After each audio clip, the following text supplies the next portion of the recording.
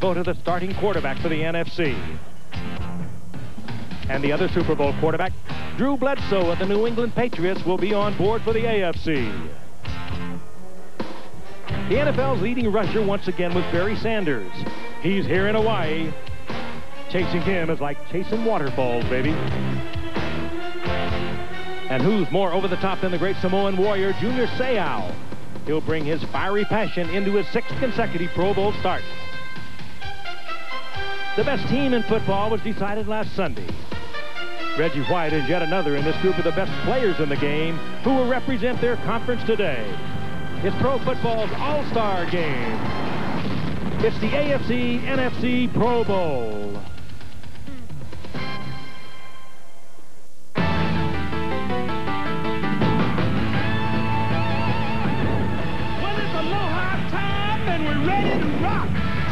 Catch the waves, the bangs, and the blocks. It's an all-star party from Hawaii. The NFL finale on ABC. Now only the best get to play on this show. The AFC and NFC go toe-to-toe. So get ready. I mean, get ready. Are you ready for some football? A superstar party? We got Frank and Al and Dan. They're gonna get it kick-started. Lynn and the crew's all set. The crowd is psyched. The NFL Pro Bowl's coming on.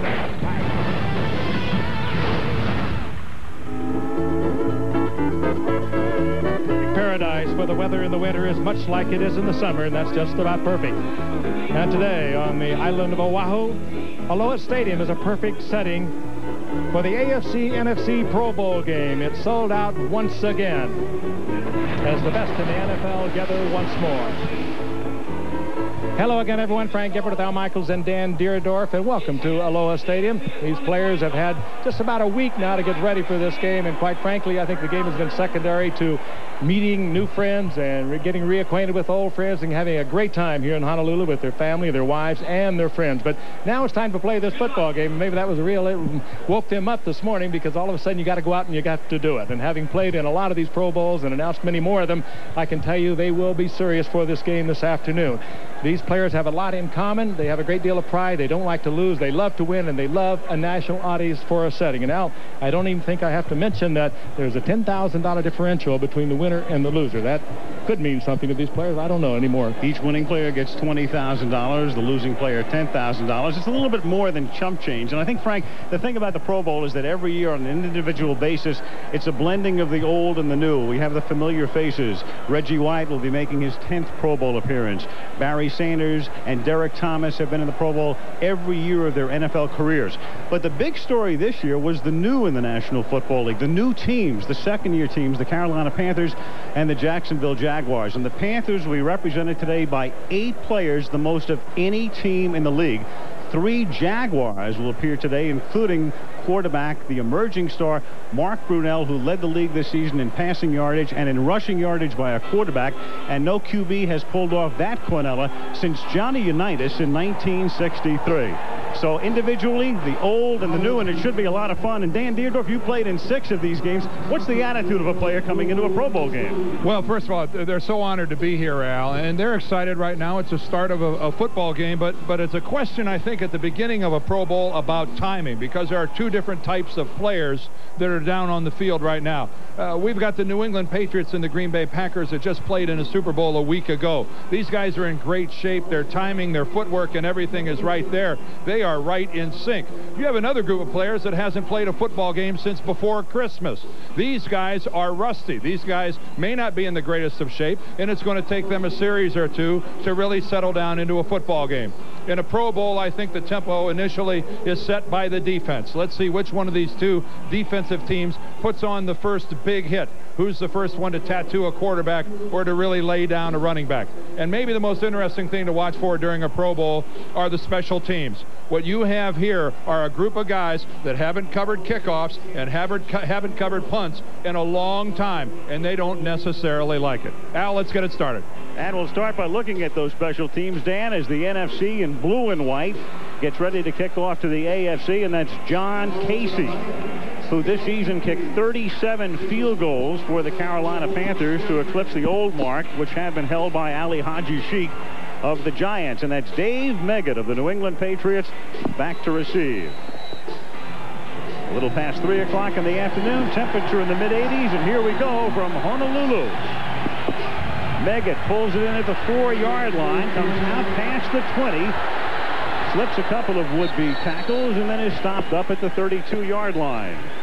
Darren Woodson making the tackle. Let's take a look right now at the starting lineup for the AFC. Drew Bledsoe played last Sunday, the starting quarterback in the Super Bowl for New England. He has Terrell Davis of Denver and Jerome Bettis of the Steelers behind him.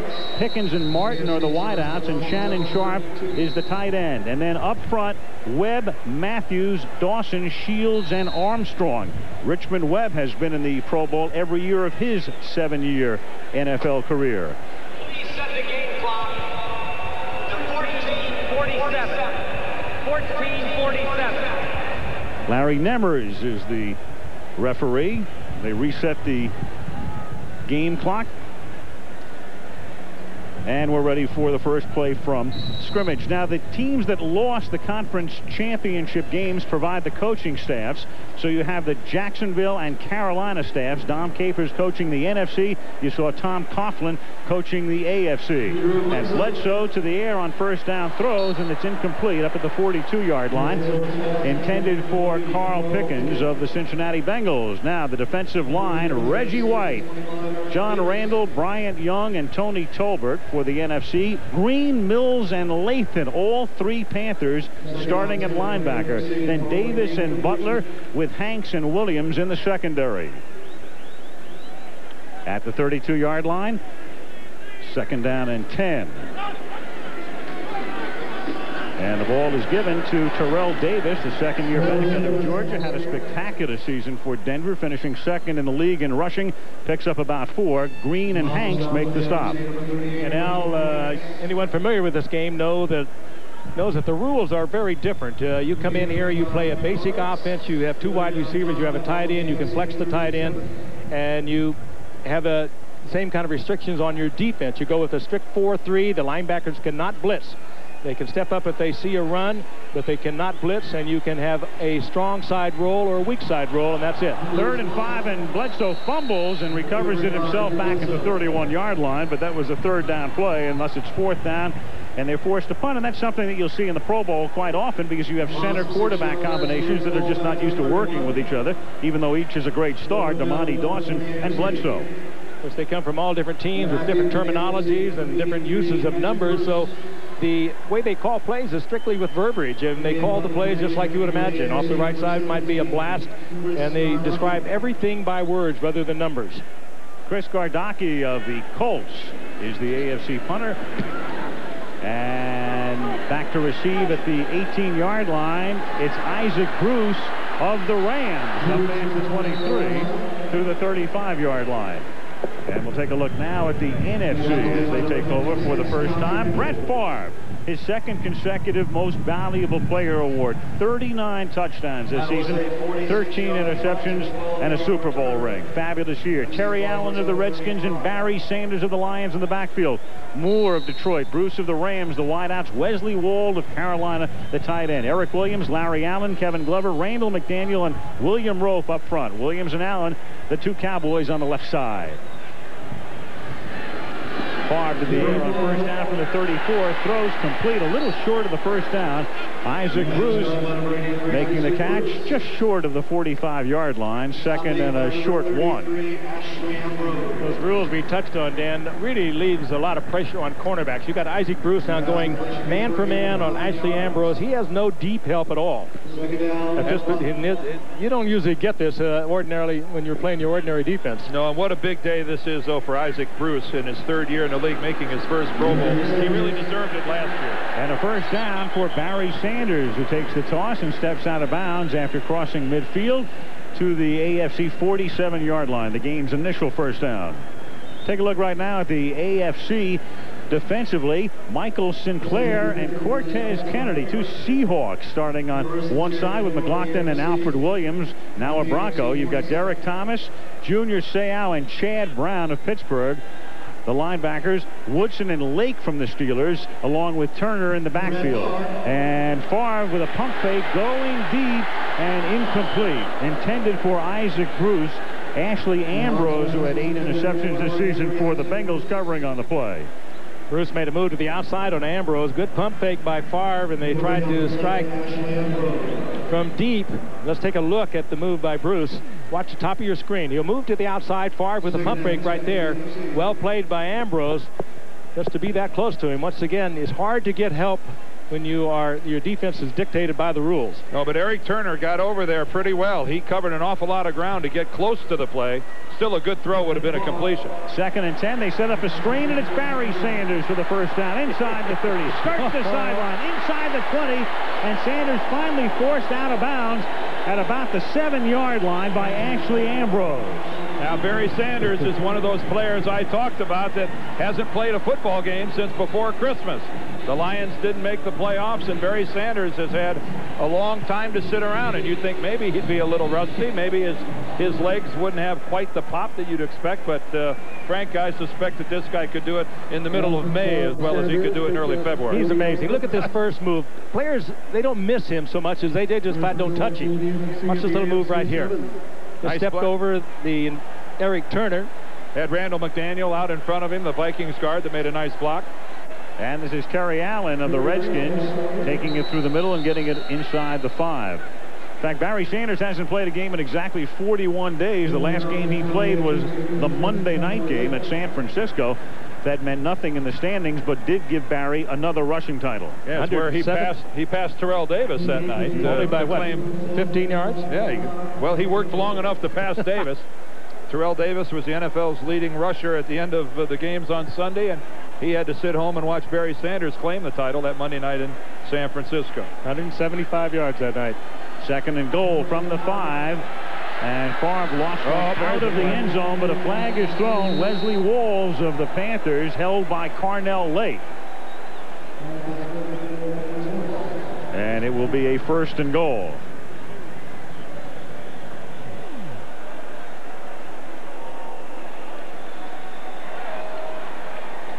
Once again, you see the coverage. Carnell Lake locked up man for man on Wesley Walls. They run a rub. He gets a lot of help. They run the rub down there, and you can see that Carnell Lake gets caught up in a lot of traffic and is forced to make the grab on Walls. Things get a little complicated when one guy's going one direction, the guy you're trying to cover is going the other. You not only have to try to fight to stay with him, but a lot of times you're bumped off by your own man. And they were teammates, though. Whitson on one side from Pittsburgh, and of course Carnell Lake from Pittsburgh. And 1st and goal. This is Terry Allen who takes it to the 1. Allen, who's had major surgery done on both knees, pushed back by Lake. Allen began his career with Minnesota, wound up with Washington, had a fabulous year for Norv Turner and the Redskins, but he's also an unrestricted free agent at the moment. Well, he is really a medical marvel, too, Al. He had 2 ACLs. He lost 2 complete seasons, 91 and 93, and bounced back this past season with over 1,300 yards. He was repelled there. He didn't even get back to the line of scrimmage. That actually a loss for Terry Allen. Things a little tight in the middle here. AFC stiffening up. 2nd and goal. Favre throws, and it's tipped away by Lake at the last moment, intended for Wesley Walls. Good play by Carnell Lake on Walls once again. But from the 3-yard line, he is playing up in front of him. Favre tried to float it in there. Well, here's where I would assume you put Brett Favre on the move and let him try to create a little something. That is a touchdown if it's not for the quick eye-hand coordination of Carnell Lake getting his right hand on the ball. But we might see a little something out of Brett Favre right here. This is where that great mobility of his and his ability to improvise comes into play. Lake involved in the last 3 plays, a penalty and 2 fine defensive plays, and it's lofted into the end zone to Isaac Bruce, who couldn't hold on. Bruce thought he had possession long enough as he came down on the ground. He thought it was a touchdown. The official says no, sir. The rule is very simple. Both feet on the ground with possession of the football. The official on the spot ruled that Isaac Bruce did not do both of them together. Ambrose on the coverage. A little fade. Boy, that's close. Ooh, that's... Let's look at that one more time.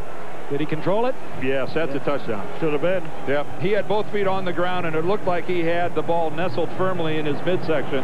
That should have ended the play right there. And both Favre and Bruce were arguing about it, but they have to settle for the 3. 20-yard field goal attempt by John Casey is good. And the NFC takes the lead early in the game. 10-19 left in the opening quarter in the Pro Bowl from Honolulu, where the NFC leads 3-0. Warning, power grid failure. Oh, no.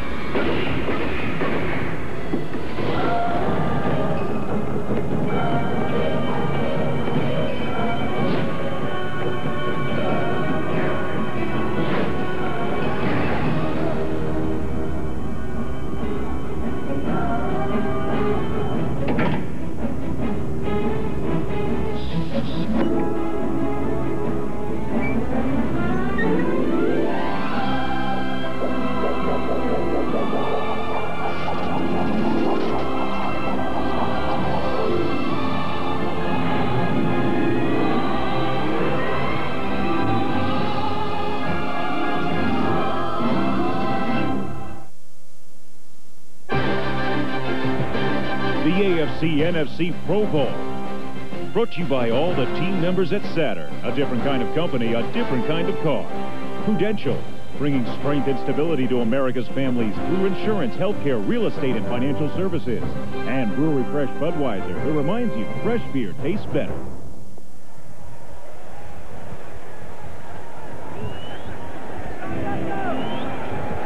And we're back in Honolulu, and let's get a report from the sidelines and Leslie Visser. Hi, Leslie. Hi, Al. I'm with a man who thinks he scored in his first Pro Bowl. What happened on that play, Isaac? I kind of beat him to the ball in the fade, and I knew I could get him. But, you know, I went up for it. I came down with it in 2 hands. When I hit when my butt hit, he pulled it out. Well, everybody on this sideline thinks you scored. Oh, yeah, they're supposed to. What about going back home? What did you ever know of Dick Vermeil? Oh, not much. I met him 2 years ago at the Blue and Gray game. He's a pretty exciting guy. He has tied in California through the junior college that I went to, so I'm kind of interested in meeting him, sitting down and talking to him. What do you think he'll bring to the Rams? I think he'll bring some sternness, and he's been to the Super Bowl, something we need around there. Just bring and come and light a fire in those guys, you know, so we can all be reaching for one goal. Well, he'll be impressed with you. Thanks, Isaac. Back to you, Al. Thank you, Leslie. And as we always surmised, 1 butt equals 2 feet. And as you look at Isaac Bruce right there, you might be looking at the heir apparent to Jerry Rice. He might be the guy that over the next decade posts Jerry Rice-like numbers. Here's Dave Mega taking it back up to the 31-yard line from the 10, and the AFC will begin its second order of business from there. Now, different rules in this game. Offensively, no motion or shifting. A tight end has to be in on every offensive play. No 3 receivers on the same side. No intentional grounding. Defense is the basic 4-3 and no blitzing by linebackers, as we discussed before. Funny that Dom Capers of the NFC is maybe the greatest proponent right now of the 3-4 defense. He was the defensive coordinator at Pittsburgh, brought that great 3-4 with his own blitzes to Carolina, and today he has to coach the base 4-3. Well, he has Kevin Green and Lamar Latham with 28 sacks between the two of them, and he can't blitz them. He can't blitz them unless he walks them up and makes them play defensive end.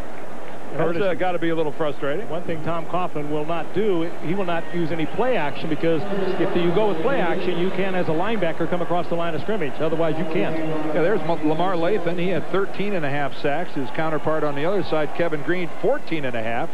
And the way this game shakes out with them playing stand-up outside linebackers, they're not pass rushers.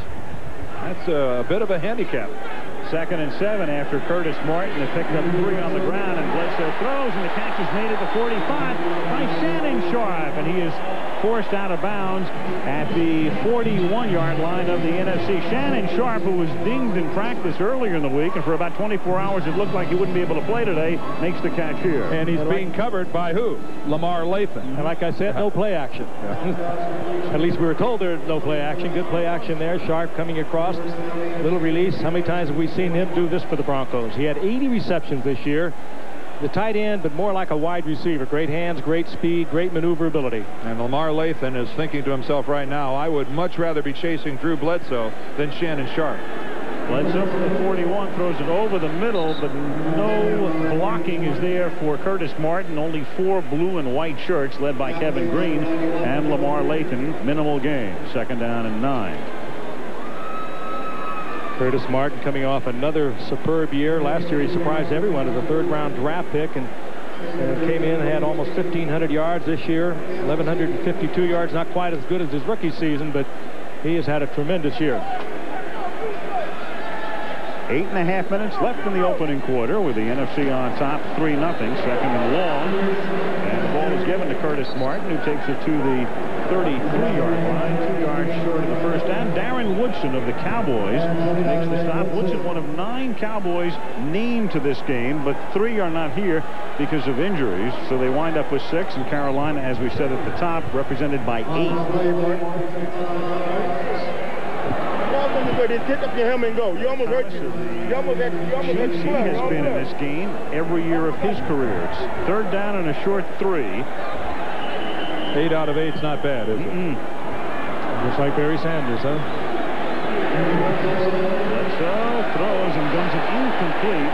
Trying to jam it in to Ben Coates of New England. His teammate, a guy he's used to throwing to, but Kevin Green is there to break it up. Kevin Green was all over. Showing his versatility, too, Dan. He dropped pretty deep and came back, made the play. He can do a lot of other things other than blitz. Well, it helps to have a little help rushing the passer. Recognize this guy, number 92, Reggie White. He's coming around the corner, almost gets to Drew Bledsoe. He's working against one of the better tackles in the game, and Bruce Armstrong over there on the right side. 4th and a short 3. They go for it from the 33-yard line, and Bledsoe has it knocked down at the line of scrimmage. Eric Swan of the Cardinals knocks it down. Reggie White was there, too, getting a hand up with 7:46 remaining in the quarter. 3-0 NFC, and they have the ball when we come back.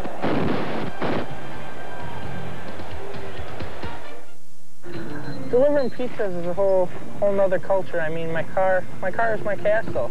And the more they tip me, the quicker it'll get paid off. That tip was $1 and change, which is pretty standard. Thanks a lot. That tip was a big round 0. Well, I bought my Saturn because it handles great. I like its ABS and traction control. $16.95 is your total. I've never had anybody come to the door naked. I've had a woman come to the door with a bikini on in the middle of winter, and she was awful cold. Dear Coach, what a season. But through it all, the road trips, the weather, and the bus breaking down, you were awesome. No matter how bad the food, you always ate it. No matter how bad the heartburn, you never complained. And no matter how bad we lost, well, never mind the losing part. Coach, we got this for you. Hey, Coach, get your present. You guys. You could be heartburn-free with Pepcid AC. Let's go get some pizza.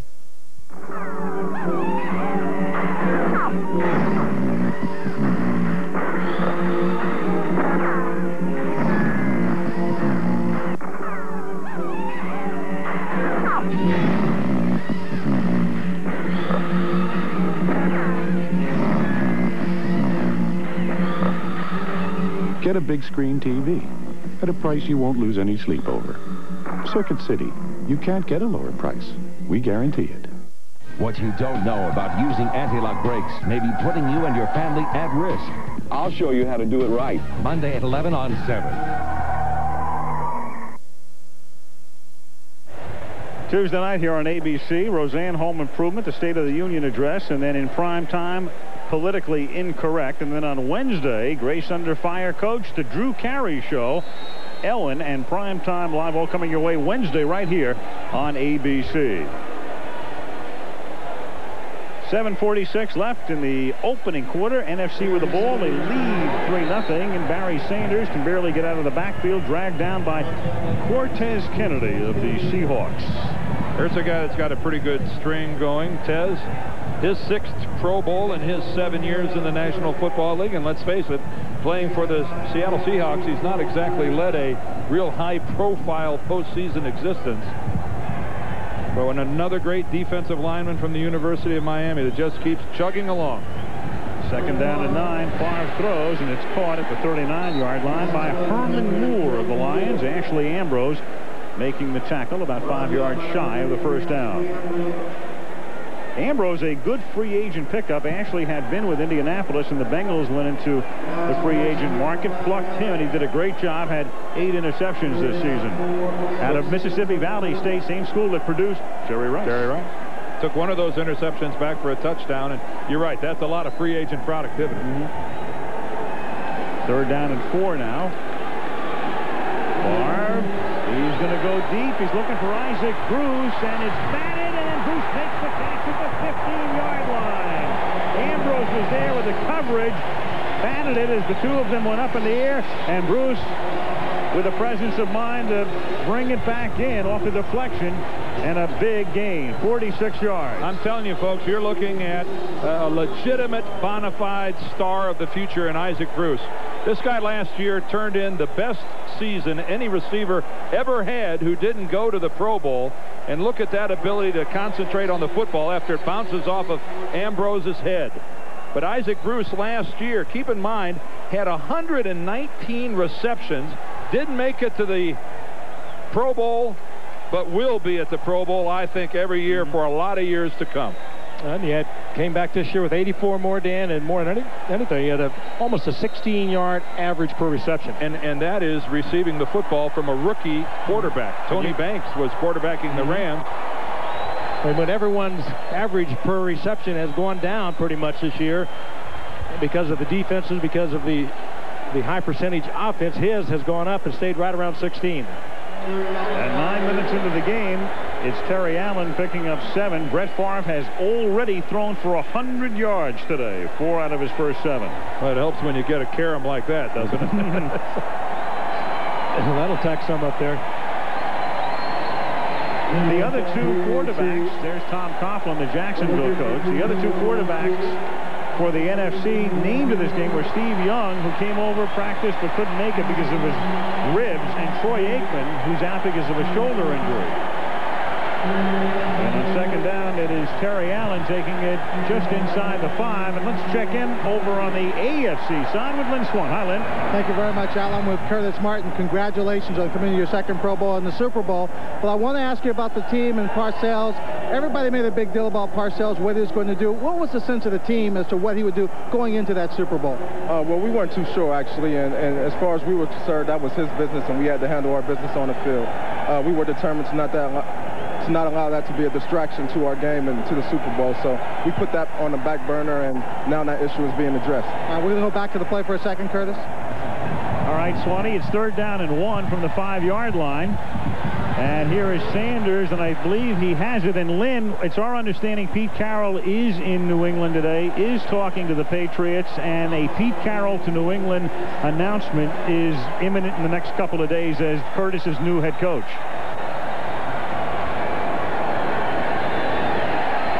Another great move there by Barry Sanders. Romanowski had him all lined up to stop him short of the first down. And he almost got up to the marker, but he didn't quite make it. It's fourth down and inches now inside the 5. Well, go to that right side. Take a look who's sitting over there. That looks like Larry Allen and Eric Williams to me. And Favre, I don't know how he couldn't like what he had. Yeah, he ran out of time, I think. He did. Out of time. Looked right at the play clock and had to take the timeout. 3:51 left in the quarter. NFC on top, 3-zip.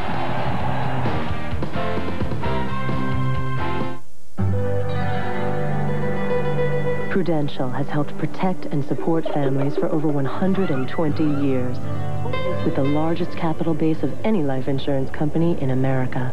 We've always been there for families, paying over 85 million claims.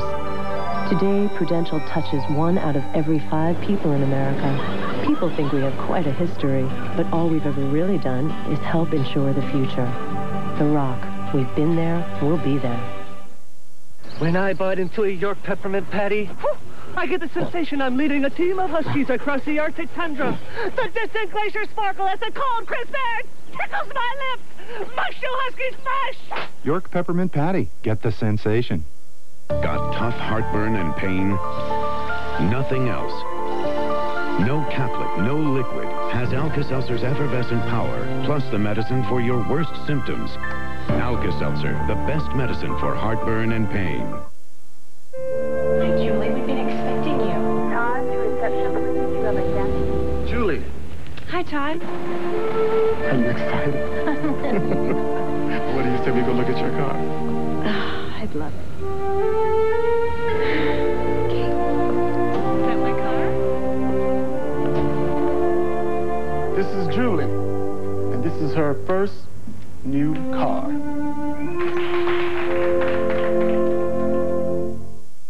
Next Sunday, see mankind's most terrifying disasters, actual footage, and hear incredible stories of people who were there and lived to tell. I Survived a Disaster. All new ABC next Sunday. On the sideline again with Curtis Martin. Curtis, as Al said, Pete Carroll is in New England, and it's expected they may name him as their head coach. Do you know anything about him? Well, I don't know too much about him, but just looking at the teams that he's coached, they've had success previously, and I'm pretty sure if he comes that we'll get the job done and we'll have success up in New England. Thank you very much, Curtis. Al? All right, Lynn, thank you. If Carroll's named the coach there, John Marshall will probably be the new 49er defensive coordinator on 4th down and inches. It is caught by Randall McDaniel, who they line up as an eligible receiver, and the great guard of the Minnesota Vikings scores a touchdown. They lined him up in the backfield. On a memorable 8th Pro Bowl, this is going to be for McDaniel. And he might be available to any team this year because the Vikings said that they're only going to go so far in their efforts to re-sign him. Well, he lines up at the blocking back, and of course no one defensively is going to account for a guard lined up at the fullback in the passing scheme. He may be the most athletic offensive lineman in the National Football League, and what a thrill that must be. Lord have mercy, what a lot of fun that has to be for Randall McDaniel. John Casey, and Casey has to track it down and has no opportunity to loft one into the end zone for what would have been a 2-point conversion. And there was a mercy tackle on Turk. Yes. that was more than a mercy tackle. That was a gentle put down. Could have buried him. Special teams, not so special here. 9-0 NFC. Ooh, you're a lucky guy. Delivering pizzas is a whole nother culture. I mean, my car is my castle. And the more they tip me, the quicker it'll get paid off. That tip was $1 and change, which is pretty standard. Thanks a lot. That tip was a big round 0. Well, I bought my Saturn because it handles great. I like its ABS and traction control. $16.95 is your total. I've never had anybody come to the door naked. I've had a woman come to the door with a bikini on in the middle of winter, and she was awful cold.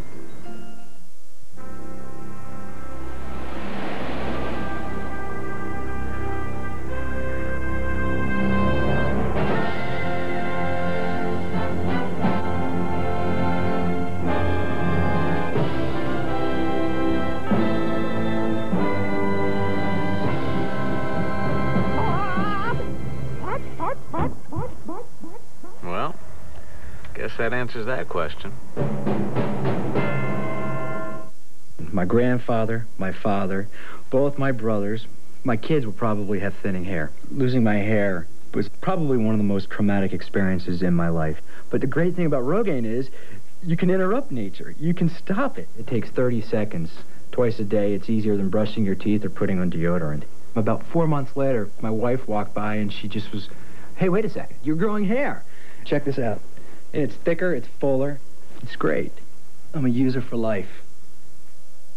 This week, it's extraordinary, amazing secrets of memory and aging revealed by new science only on ABC's World News Tonight with Peter Jennings.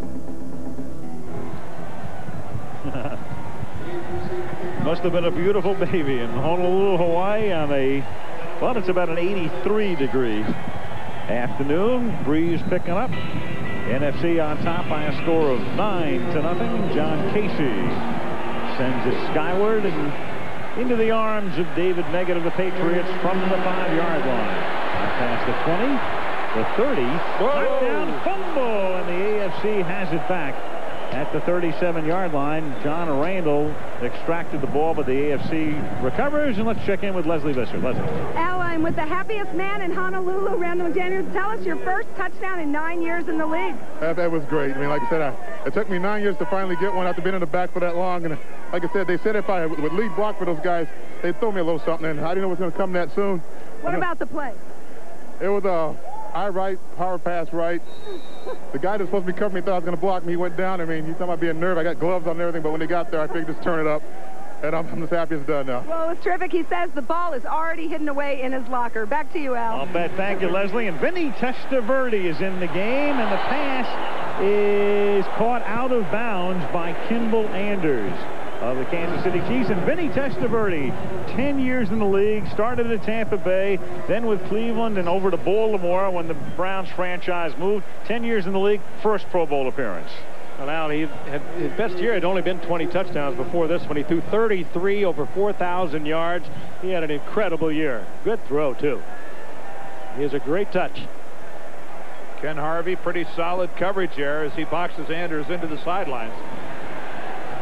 And this is Jerome Bettis of the Pittsburgh Steelers coming off his first year in Pittsburgh. A fabulous year after he'd worn out his welcome with the Rams. And he, too, is a free agent. The Steelers are confident they can re-sign him. They think he fits in well there. He's indicated a lot of pleasure playing for Bill Cowher, but who knows? Well, he had a contract that said if he gained 1,200 yards or more that he would be an unrestricted free agent. He gained 1,431, and so Rod Woodson and his fellow Pittsburgh teammates are vitally interested in what happens to Jerome Bettis and whether or not he comes back to their backfield. Third down and 10. Testaverde guns one up to the 48-yard line into the arms of Keenan McCardell for a first down. And let's check in again with Leslie Visser. Leslie? Thanks, Al. He was 7 years with the Patriots, 7 years with the Raiders, all with Grace in class. Congratulations to you, Mike Haynes, on being elected to the Hall of Fame. Thanks, Leslie. What does it mean to you? Well, it means everything to me. You know, came in the league with a lot of high aspirations, and I was able to achieve them, so I'm really happy about it. You know, a lot of people should get credit for it, but, you know, most of all, I had to go out there and do it, so I'm really happy, and finally one of my big dreams has come true. There are two answers everyone wants to know. Who will present you to the Hall of Fame? Al Davis, of course, has presented every other Raider, and will you go in as a Raider or a Patriot? Well, I don't think I'm going to go in as a Raider because I found out that I can go in as either a Raider or a Patriot. And I think it's only fair because I played 7 years in New England and 7 years with the Raiders. And, you know, my success was in both places because of teammates in both places. So if I had to pick, I would pick the Raiders, but I don't think I do. So I'm going to go in as Mike Haynes, the NFL player. And in terms of who's going to be the person presenting, I'm not really sure right now. I think there's a lot of people on the list. Al Davis is very high on the list, but you're on the list too. Oh, great. I'll be available. All right. Thanks a lot, Mike. Thank you, Al.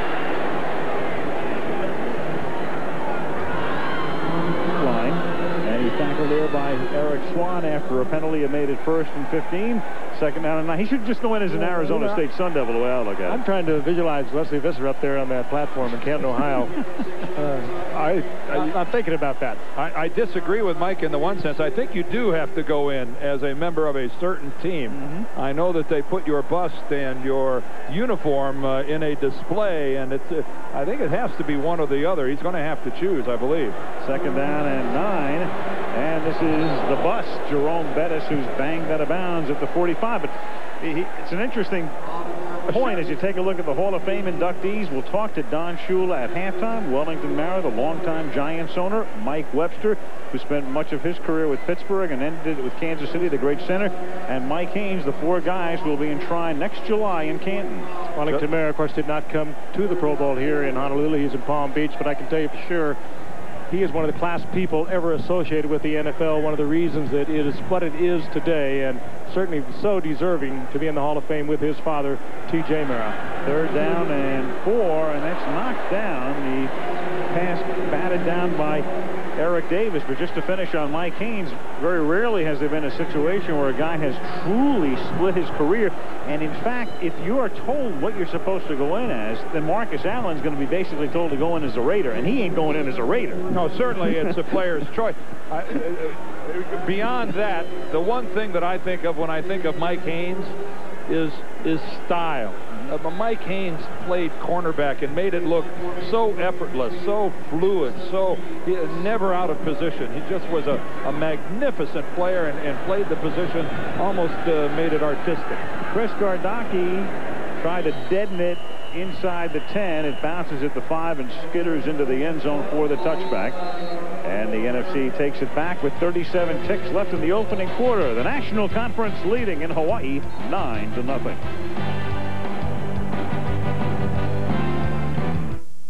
Good morning. I'd like to cash in my miles for 1 ticket to Paris, France. I'm sorry, sir. Your miles have expired. I've been charging on my Visa card for years to earn this trip, and now I'm going to have to pay for the ticket. It happens. Paris. Visa says you're over your limit. Visa is everywhere you want to be.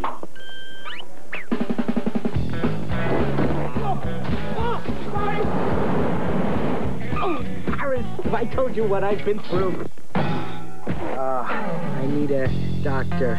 Je suis un espion. Espion? Espion! Espion! But Visa, can you at least help me find the doctor? How about a lawyer? Visa says they're everywhere, but American Express helps you with just about everything. So you can always do more.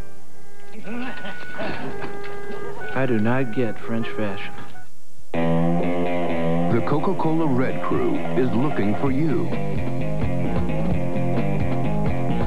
If they catch you in store, at your home, or where you play, you win. Up to 200,000 winners, some of whom will do a little time at Club Med. Get caught red-handed from Coca-Cola Classic. Peekaboo, we're out to catch you. College basketball brought to you by Payne Weber. Coming your way Saturday, Virginia against North Carolina, or out on the West Coast, 2 o'clock Pacific time, Stanford against UCLA. And then Wide World of Sports features the European Figure Skating Championships from Paris. And he looked back at Arnold Schwarzenegger's bodybuilding career on Wide World Classic. That's next Saturday, right here on ABC. Neil Smith, great defensive end of the Kansas City Chiefs. He's here today, taking this in on the sidelines. Of course, our season started off watching Neil play Matador. Yes, sir, in Mexico. And it's lofted into the arms of Herman Moore at the 42 of the AFC, tackled there by Terry McDaniel. And so Brett Favre, who had 100 yards passing at about the 9-minute mark of the quarter, adds to that here with another 38. Well, somehow McDaniel got confused, and he just lets Herman Moore go way past him.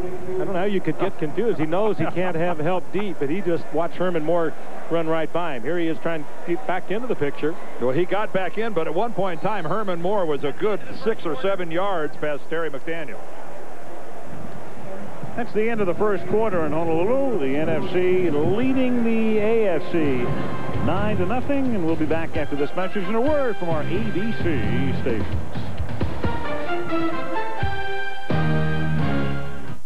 (1847). An invention from Siemens makes it possible for written words to be electrically transmitted over vast distances. That was then. This is now. Today, the ingenuity of Siemens people is breaking new ground in communications and in medicine, in transportation, in energy, and automation. At 80 manufacturing sites in America, Siemens' inventiveness continues to open doors to the future. Siemens, precision thinking. Together with my brothers and my father, we are Mariachi Saldivar.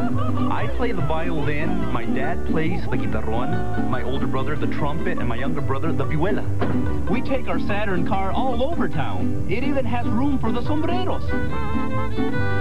Once you hear mariachi music, it'll make you want to dance and move and shout and yell. You can't help yourself because it's that festive.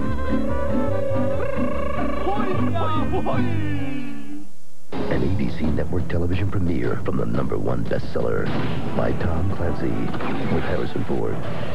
This is the year's first real movie event. If I go down, you're going with me. Clear and present danger. Monday at 8/7 Central. Parental discretion advised. Come on, pick up. Hello? Honey, listen, I'm gonna miss the game. You've got to tape it for me, please. Sure. So, you got a cell phone. Smart. Channel 26. My therapist said... What? Oh, it's not Ameritech. Channel 6. I need this. Y is for yodel. Better go with Ameritech, the one with proven call quality. Try Pick Up and Go Cellular. No contracts, credit checks, or monthly bills. Ameritech, your link to better communication. Robbie's got a whole new look. Monday at 5. Couple of teammates today and during the regular season. Larry Allen, Eric Williams of the Dallas Cowboys. NFC starting the second quarter. And they begin it by giving the ball to Larry Centers of the Cardinals. And the fullback takes it to the 38-yard line. As we start the second quarter, 9-0 NFC, and here again is Lynn Swan. Lynn. Thank you very much, Al. Jerome, the guys were talking up in the booth. Everybody knows you're a free agent, and the Steelers let Neil O'Donnell go because they didn't want to pay him the money. And how do you feel about it? Where you stand with him right now? Well, I feel pretty good about it because, they've taken the initiative to talk to us, and they've been really adamant about signing me. So I really think it can get done. Okay, you had a strong year for the Steelers, coming back from the Rams. Do you want to be there, or are you looking just for the biggest paycheck? Well, the thing is, I love to be there. Coming from a system where I wasn't able to do that well, I want to get in and then try to do the best that I can in a system that runs the football. And I don't think there's any better one than the Steelers, and so I would love to be back. So Damani Dawson was talking to you, wanted to make sure you're going to be back, wasn't he? Yeah, he's been in my earlobe, over in the trip, but I told him that I'm going to do everything in my that's possible for me to stay. Okay, thank you very much, Ron. Got to get bowling. Maybe if they bought him a bowling alley, he might stay in Pittsburgh. That could do it. Third down and 5, and his contact, and the official says incidental. Terry McDaniel and Chris Carter getting their feet tangled. No flag. Fourth down. Both looking at the ball, making a play on the ball, and there'll be no flag. The reference to Jerome Bettis, an avid bowler, and can't wait for the season to get over. Let's take a look at it. Yeah, Jerome once bowled a 300 game. So again, that's as incidental as it gets. Kind of a bad break for Chris Carter as he was making his move to the inside, but both guys looking at the football, and the feet just get tangled up. And into Brett Favre's life, a little rain falls. Yep. And there hasn't been a lot of it lately. Matt Turk of the Washington Redskins is the NFC's punter. We'll try to angle this one and pin the AFC deep. Meggett lets it bounce inside the 10, and a good kick that skitters out of bounds at about the 7-yard line. And that's where the AFC will take possession with 14:11 left in the half in Hawaii, where the NFC leads the AFC 9-0. I blame my father's death on the thin rope. My grandfather's too. In a tightrope walking, wider rope is more stable. The crowds, though, they want thin. But I tell you, wider is better. Introducing the new Wide Track Grand Prix. Its wheels are set wide for better balance, tighter grip. I tell you from experience, più largo e meglio. The new Wide Track Grand Prix from Pontiac. Wider is better.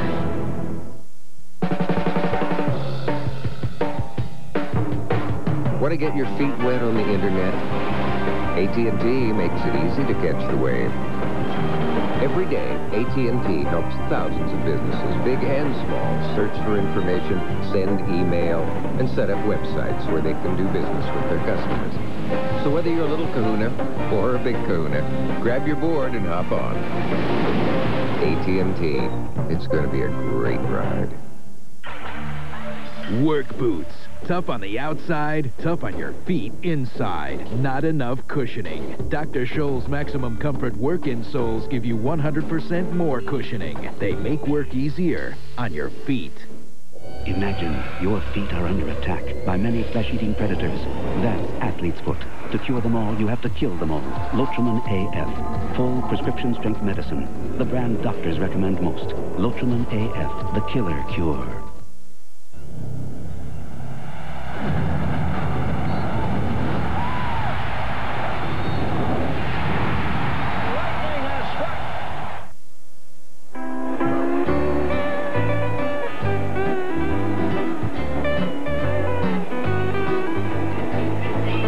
Waikiki Beach in Honolulu, and Honolulu has been the home of the Pro Bowl since 1980. This is the 18th Pro Bowl to be played here. Every one except one has been a sellout. And the AFC takes over at the 7-yard line with Vinny Testaverde at the helm, pump faking, looking one way, then going deep the other way. There's bumping, there's contact, there's no flag. Carl Pickens was the intended receiver. The coverage provided by the ageless wonder, Darrell Green.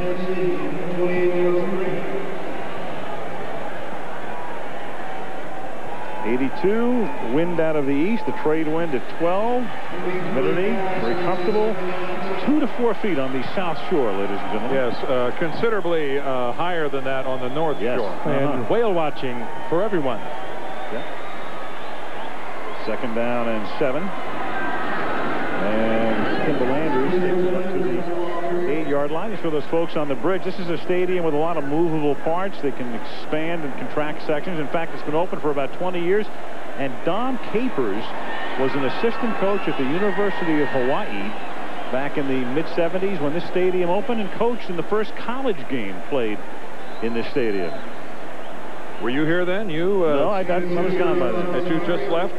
Gone by then, but Don came along and said, what better place to begin an assistant coaching career than Hawaii? Came into the pro ranks with Jim Mora, the USFL Stars, stayed with Mora in New Orleans. 3rd down and 9, and Testaverde. No. Look at this. Vinny, you were over the line of scrimmage just a little bit.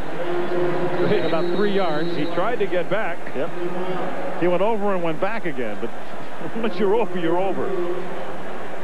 Flag is down. They can decline the penalty, and the AFC will punt. Well, dangerous, Vinny, on the other side of that line of scrimmage. Coverage of the Pro Bowl is being brought to you by the all-new Wide Track Grand Prix by Pontiac. Wider is better.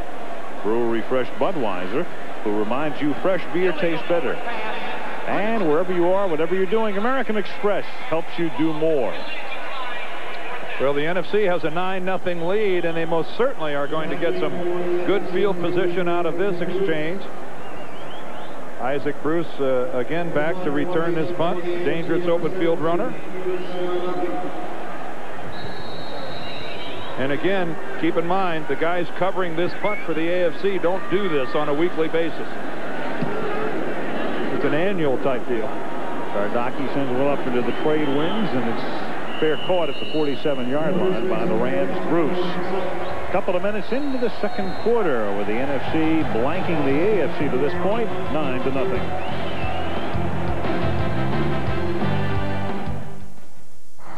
Oh man, Turtle, what are you thinking? You're in the middle of the road. Come on, Turtle. Come on, Turtle. I got fresh beer. I gotta get through. Come on, this way. That's it. Come. What? Everybody likes to have a good time. But hey, before you go out to party, always choose a designated driver. It's a sign of intelligent life. Where to, guys? The engineers at the Pontiac Grand Am design cars for people who get a kick out of driving, complete with a powertrain built to precise aerospace tolerances.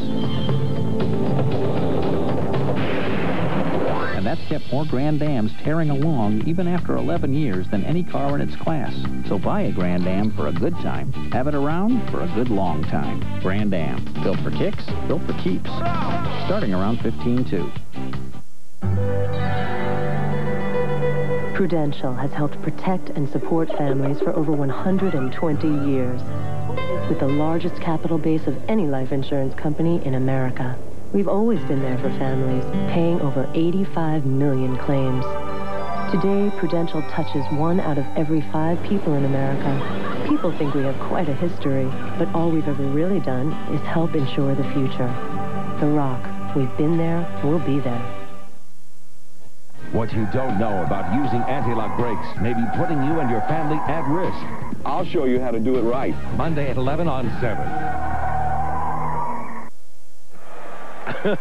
Brett Favre affecting a very Hawaiian look at this point as he puts on the shades, 143 yards passing, and takes a seat on the bench, figuratively anyway, and gives way to Gus Frerotte of the Washington Redskins. We've talked about the fact that Steve Young and Troy Aikman out of this game because of injuries, and they've been replaced by Frerotte and Kerry Collins of the Carolina Panthers, and we'll see him before the first half is done in all likelihood. And this play is for negative yardage as Ricky Waters of the Eagles is taken down after a loss of a couple by Cortez Kennedy. Boy, again, a very active Cortez Kennedy. Keep in mind, this is a guy who's listed at 293, probably a little over 300 pounds, but boy, this guy has made an impact since he came into this game. And, you know, he's one of those guys that plays for the Seahawks. And, you know, we must wonder sometimes, what if I was, you know, what if I was playing for the Packers? What if I was playing for the Cowboys? What, a higher profile team? The man would be great for anybody. Farrat throws incomplete at midfield, intended for Irving Fryer. He makes the job of Junior Seau so much easier, Dan. And Junior Seau, of course, is playing in his 6th consecutive Pro Bowl and working behind a tackle like Kennedy to keep the blockers off. He really helps the middle linebacker. Well, he's got Cortez on one side and Chester McLaughlin on the other. 2 condominiums. Yes, sir. Condos made of Stona. Yeah. Fee simple or leasehold is the question here in Hawaii. Fee simple. Huge. 3rd down and 16 as Farrat throws, and it's too high off the fingertips of Chris Carter of the Minnesota Vikings, and it's 3 and out for Farrat, the AFC, to get it right back. Oh, and he was looking right back into the sun. Even though it was thrown high, he would have had a little chance of catching that ball. You know, it's funny. It's so hard to put in a passing game. Steve Hurd came up with the figures, which are fascinating, I think, since this game became the game between the AFC and the NFC after the merger in '70. There have been 58 touchdown passes thrown in the Pro Bowl and 92 interceptions. The defense is just so much easier put together on a short period of time than offense. Matt Turk booms one. May have boomed it too much. He did. And that rolls through the end zone for the touchback. 59-yard gross, 39-yard net. 12-19 to the half, 9-0, National Conference.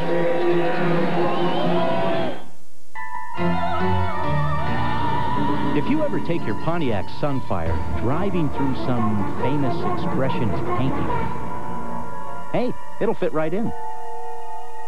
Because it looks like a work of art, right?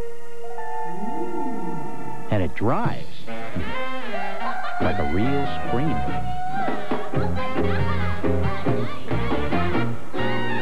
Pontiac Sunfire, driving excitement for round 13.5. Hey, you're a guy, and guys want to be cool. Hang out with other guys who are cool. But even cool guys sweat. 40% more than women, in fact. So how you gonna stay cool? With something new. Speed Stick Gel. No other gel keeps you drier, so you always feel your coolest. It's unbeatable gel protection, and guys, no matter how cool they are, need all the protection they can get. New Speed Stick Gel. It's just for the guys.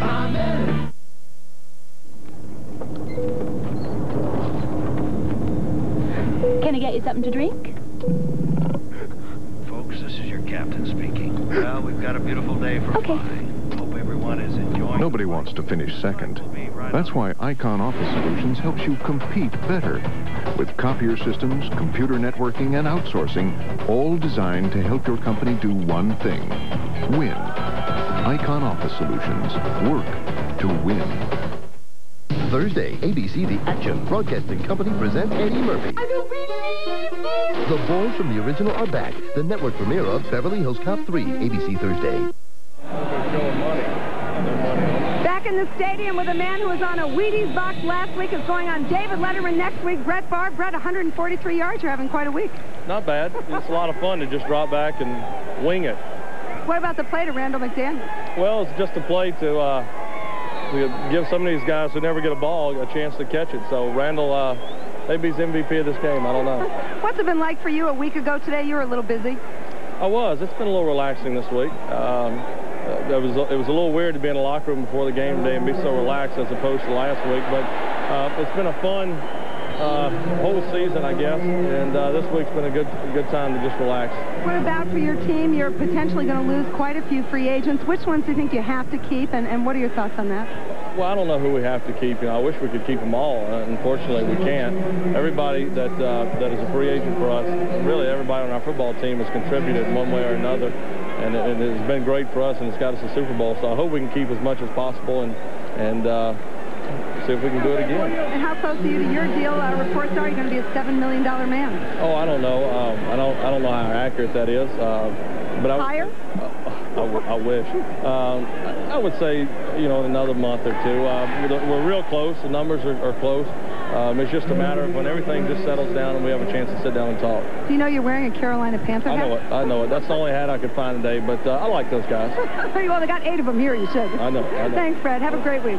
Back to you guys. Thanks, Leslie. All the cheeseheads must have been taken as Mark Brunell of the Jacksonville Jaguars is in the game at quarterback, and this pass is caught by Kimball Anders on his first play. He hit Tim Brown for a nice pickup, and this one takes it up to the 39-yard line. Brett Favre talks about he hopes that Ron Wolf and the Packers are going to be able to sign all of their free agents.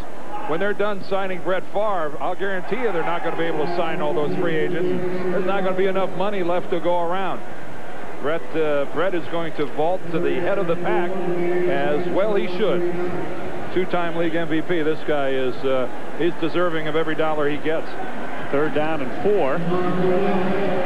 And Brunell throws, and that is caught by Tim Brown. So that's 2 passes, and Brunell and Brown look like they've been playing pitch and catch for about 7 years. Oh, Brunell really developed this year. He came on, they stuck with him. He had some problems early in the year, but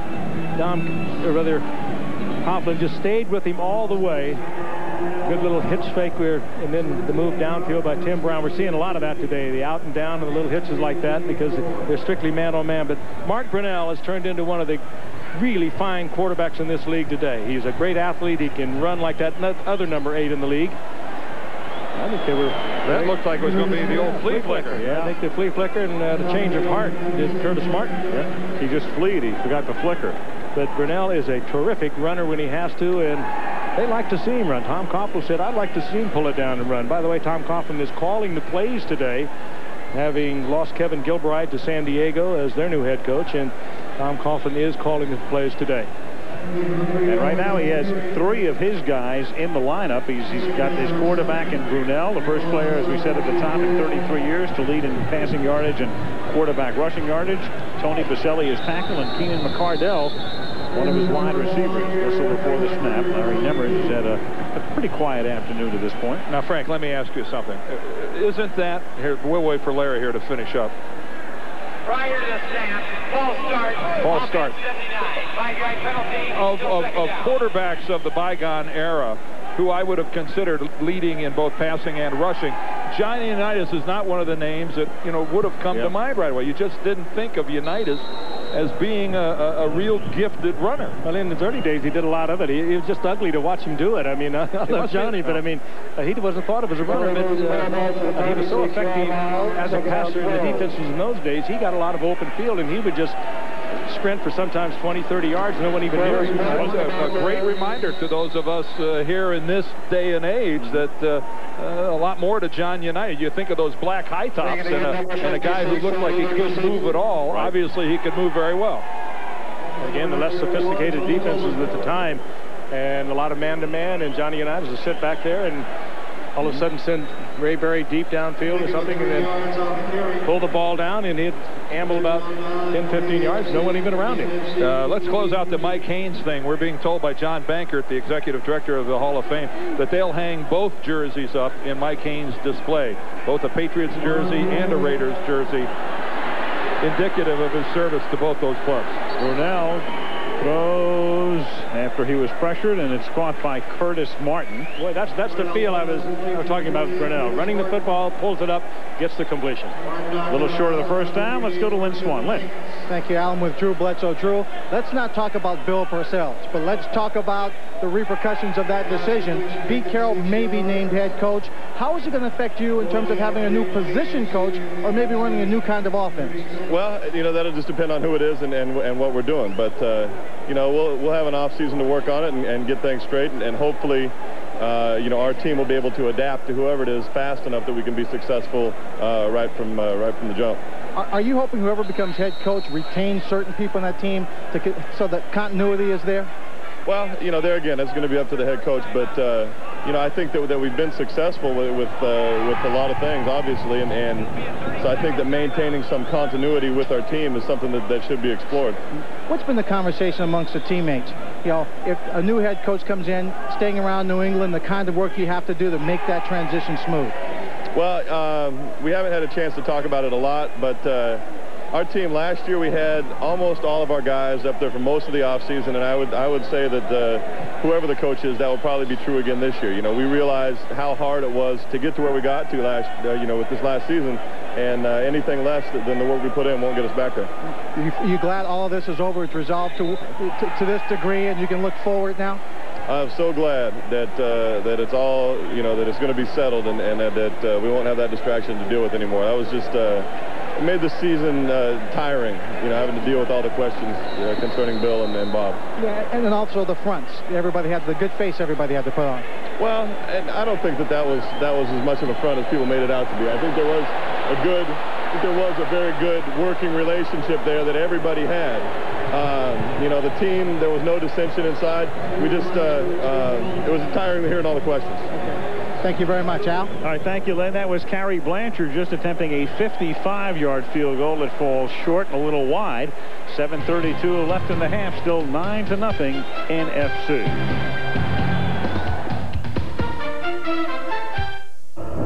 It turns day into night, air into fire.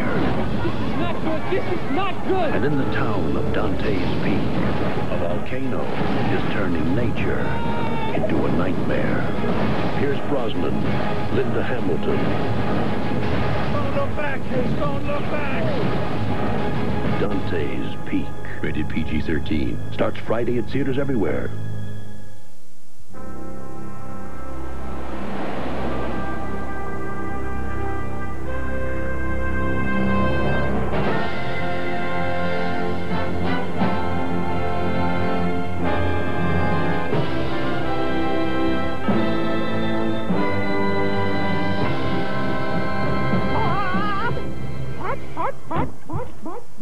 Well, guess that answers that question. Once upon a time, there was a beautiful princess who wanted a little more magic in her life. So she went to see the wizard and asked him what to do. Get a Katera, said the wizard. And suddenly there was a coach like she'd never seen before. Well, off they drove into the night with the beautiful princess at the reins.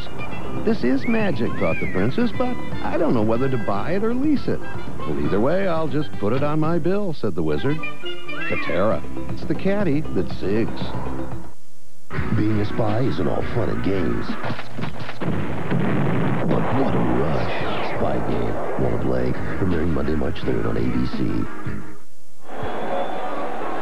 Carrie Blanchard just missed a 55-yard field goal. If another fella can make a 35-yarder, there he is, Lance Alstott, won a contest to get the opportunity to kick a 35-yard field goal. We'll bring it to you live at halftime. If he kicks it, he wins $1 million. And this guy can kick because he's a former soccer player. On first down, the pass is thrown short, intended for Chris Gardner by Gus Frerotte. But this guy's got a chance. Normally in contests like this, it's a 1 in a million shot if the guy makes it. It's in 4 out of 5, 8 out of... This guy, this guy's legit. Well, let's check him out before $40 million and about $50,000 on hand, and we'll see whether the blood pressure might go up just a little bit. He's a 26-year-old. He's an investment banker for Chase in New York, and he's already thinking about how he can get the Hershey's company to get a better interest rate on the money that will be paid to him over a several-year period if he kicks it. First things first, though, Lance. Well, we had a flag down on the field. We may have had too much time here by the old NFC. There's John Casey. Casey, the NFC's place kicker, has been working with Lance Alstott this week. The year he had 37 field goals. Well, since we've been over here, I've seen probably 4 or 5 different film clips of Alstott kicking, and the guy smokes it. Yep. He will not be short, and he will not dribble it. If he misses it, he'll either be wide right or left. We'll have that for you at halftime as Larry Senters takes it up to the 48-yard line. It'll be 3rd down and 7 with 7:15 to go in the half. 9-0. The NFC on top. Larry Centers, what a great football player he's turned out to be, out of Stephen F. Austin. Turned into a tremendous receiver in that attack they have at Arizona. And another free agent. Jim Fossil, of course, who's gone to the Giants. And again, Larry Centers is a free agent. Jim Fossil's did wonders with Larry Centers down there.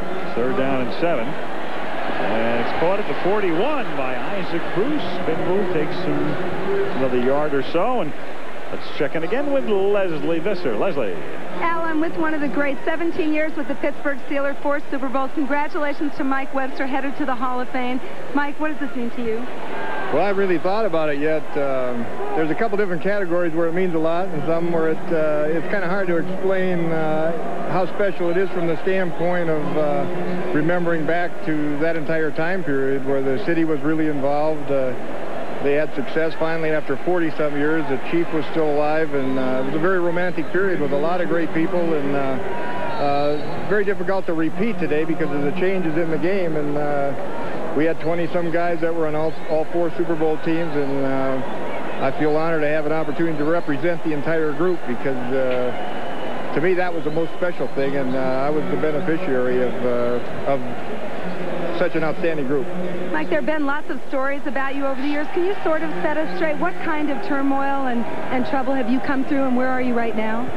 Well, trouble and turmoil, a lot of times you bring on yourself, you know, and that's part of life. Everybody has it, and it's a challenge, you know. You can look at it as a test and a challenge, or you can look at it, but it's something that's not surprising. It's and you go through it and you come out the other end. That's the way football is, and I know a lot of times stories get exaggerated, and down periods become gulfs, but when they're really not, and you always come out of it stronger on the. It's a great experience when you come through it. It's there's no trial runs in life. You know, life's not an easy game, as Rooster Cogburn said. Well, it's great to have you here along with your 4 children. Let's go back to Al and our Hall of Famers. Okay, thank you, Leslie V. As Gus Frerotte on 3rd down and 7 throws, and it wobbles into the arms of Irving Fryer at the 22-yard line for a 1st down. He is tackled there by Terry McDaniel. Well, when you think of Mike Webster, all the years he played, Dan, we talked about the 3 Carolina linebackers starting today. Once in another Pro Bowl, it was Jack Ham, Andy Russell, and Jack Lambert in 1979. All of those great Steelers. Well, the one thing about Mike Webster, when he retired from the game of football, it was just a question of when would Mike be elected to the Hall of Fame. Not ever was it a question of if. In his era, the most dominant center of the game, along with Jim Langer, the two of them, both in the AFC, really controlled the position. Did you ever think we'd put up a graphic, 185 games played on artificial surface? Yeah, the only thing that means is that Mike Webster will end up with 2 artificial knees before he's finished. Looks like William Rofe is fogging up here a little bit in that in the coolers. He's downwind in the coolers, and that can be a little tough on the shades. William puts his glasses on the sidelines to look at the pictures and the formations, and then takes them off when he goes out onto the field. 2nd down and 6, and that catch is made by Chris Carter, reaching out. Nice. Terrific, kept his feet in bounds, and not only that, I think has the 1st down and does officially at the 11-yard line. Well, that's pretty good coverage by Ambrose, but I mean the ball perfectly thrown. About the only place that Ambrose could make a play on it. Watch top of your screen. Little break to the outside, the drive by Ambrose, and the ball thrown in there perfectly. Now, do you think if William Rofe kept those glasses on when he went out on the field that it might keep a defensive end from hitting him? Could be. You know, there's a certain... Depends on the defensive end. Well, there used to be an unwritten rule. You just don't poke somebody wearing glasses like that. It's, you know, and as we all know, the pit's a great deal of civility in there. Whoa! Intended is picked off in the end zone by Terry McDaniel. Wesley Walls was the intended receiver. McDaniel had position on him and takes it away for the interception. And instead of it perhaps being 16-0, they keep it at 9 and take over at the 20. Allen, another one of those unprotected free agents, Terry McDaniel. They can keep bringing it up, but it's such a big factor in this game today. McDaniel making a good play. Of course, McDaniel with the Raiders in his 9th year. And Wesley Walls a smart enough player that if he wasn't just a little bit too far behind McDaniel, would have taken the interference and knocked him down to prevent that interception. He was just a little bit behind, and obviously Farrat and Walls not communicating as to exactly where one expected the other to be. Mark Brunell from the 20-yard line throws, and that's incomplete, but also draws a flag. Harold Green picks the flag up, and you know what he wanted to do with it. Harold Green here, he's been to a few Pro Bowls in his career. He replaced Deion Sanders, who couldn't make it. This is Darrell's 6th.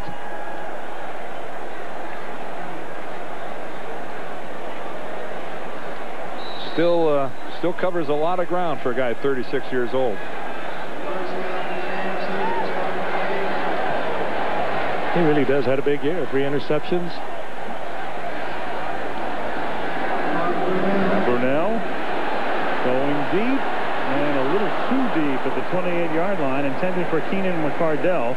Eric Davis with the coverage, and Lance Ostap, the guy who will attempt to win $1 million, is down on the sidelines alongside Leslie Visser. Leslie, how's he feel? Well, Al, they've been chanting, "Go, Lance, go." John Casey just told me this man will make more money in one kick than John Casey made in his whole career. How have you been preparing, Lance? Well, John actually has been really instrumental in all my practice time, and he and I have been working out. He's helping me really focus. I've been at the stadium for a couple of days prior to 2 minutes from now, and I think the key is really to, ignore the crowd, keep focused on the ball, and hit the ball real good, and then just watch that baby go through the uprights.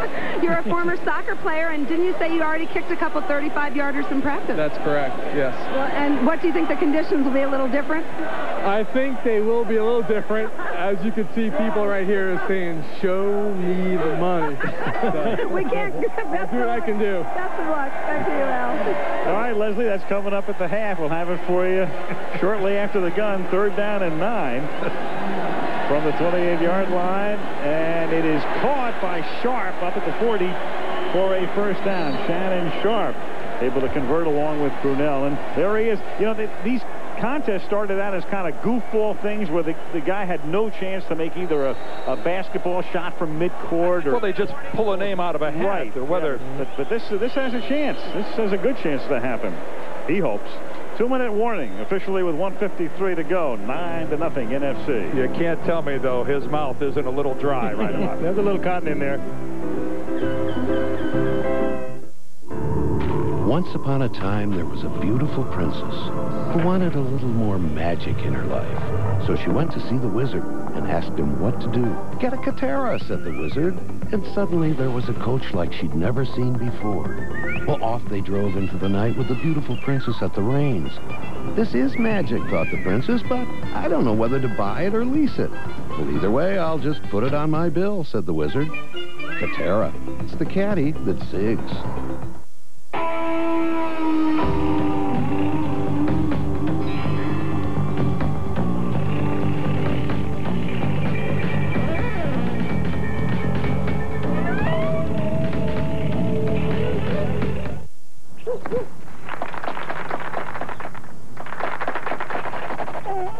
Is your dandruff sending the wrong signals?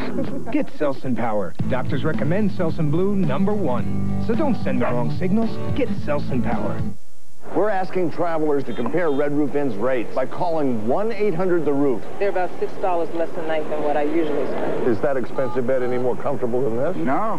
Call 1-800-THE-ROOF for rooms just as nice as other hotels, but for a lot less. How does it feel to be Steve Young? It hurts. Give me my Advil. On tough pain, 2 Advil work better than any 2 Tylenol. Advil is the one. Nasty game. Advil just works better.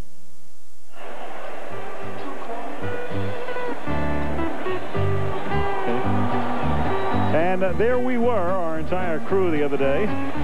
Kenny Wolf, our producer, demands that we stay in peak physical condition at all times. Kenny the coxswain had us out in front of the Kahala early in the morning as we had to leap aboard our giant, whatever that thing is, outrigger kayak. Yep. And away we went.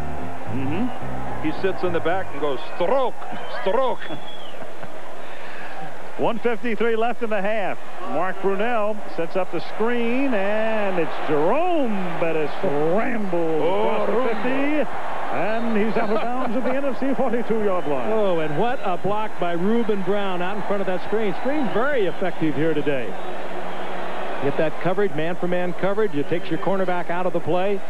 Reuben Brown with a tremendous block. Take a look. Watch number 79 now. Reuben Brown going about 305 pounds out in front of this. Look at Bettis. Well, he carries a load. Reuben playing in his first Pro Bowl. From the 41-yard line.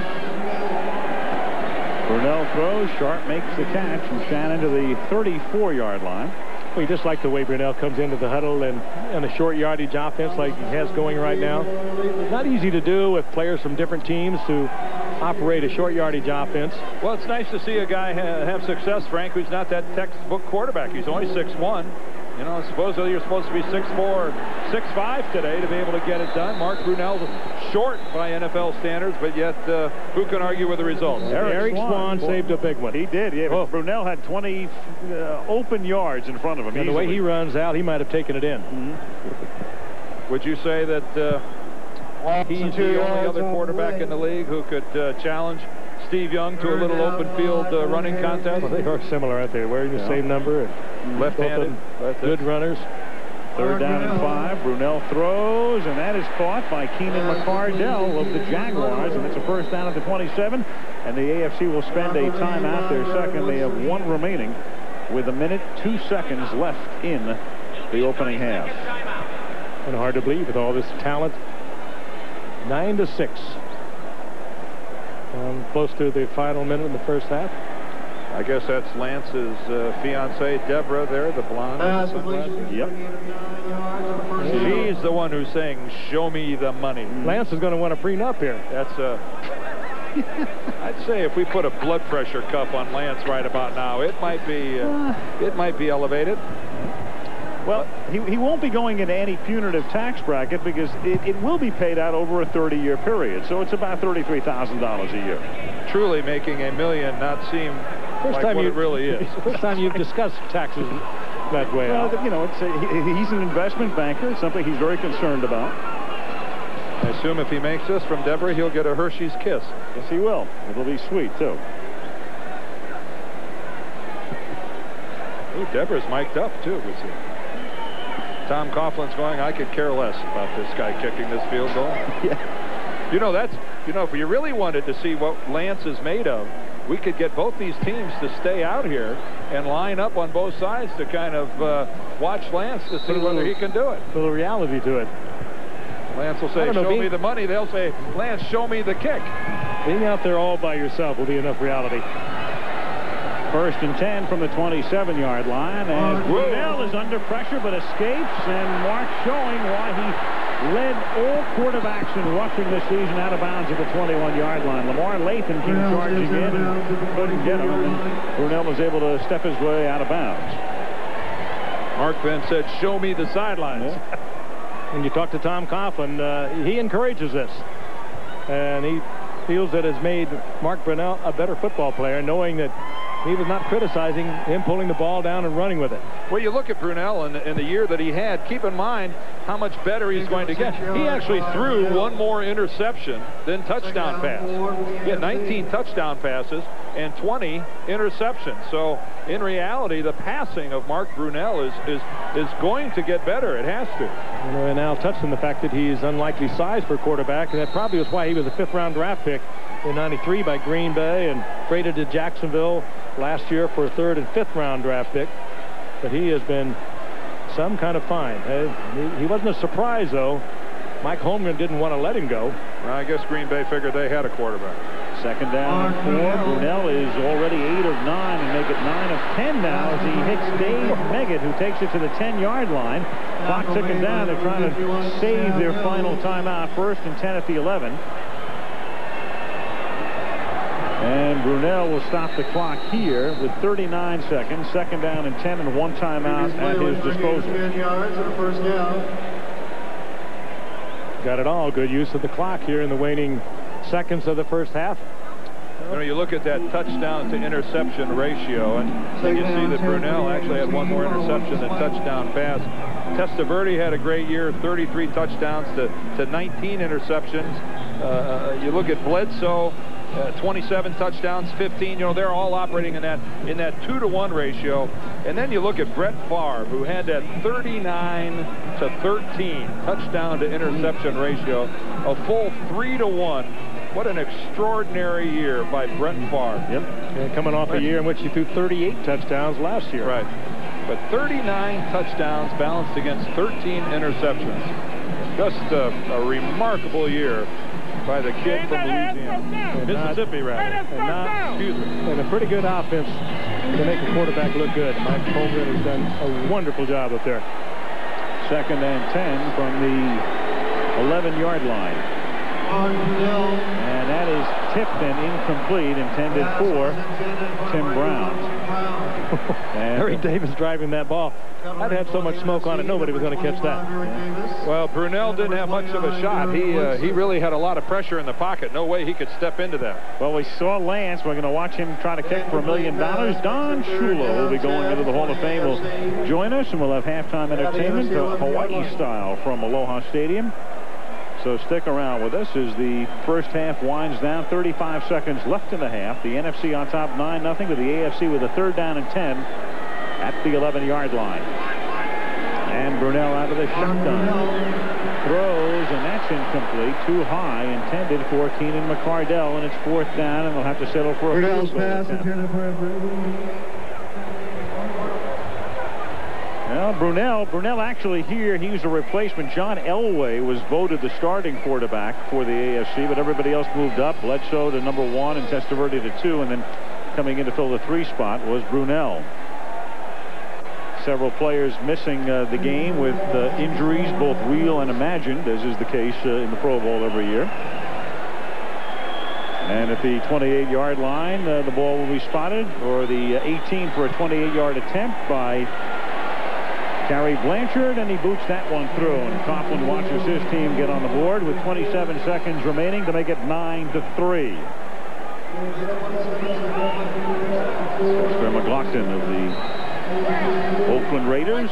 Chester has a new coach. Yep. Yeah, Joe Bugle, named a couple of days ago by Al Davis. Well, the only team take over the reins of the Raiders. If Pete Carroll becomes officially the coach of the Patriots, and we do expect that to happen in the next 48 to 72 hours, or even less, then only the Jets will be without a coach. $1 million kick today at halftime. Pretty plain, pretty clear that he wants that number 1 draft choice from the New York Jets if he is going to release Bill Parcells, and Parcells' fate is in Kraft's hands right now, at least in terms of 1997. Well, there's much speculation, though, that Bill Belichick is going to be signed by the Jets, and that should be cause for a lot of intrigue. And there's a little intrigue. The sea off Molokini, the crescent-shaped island right off the island of Maui.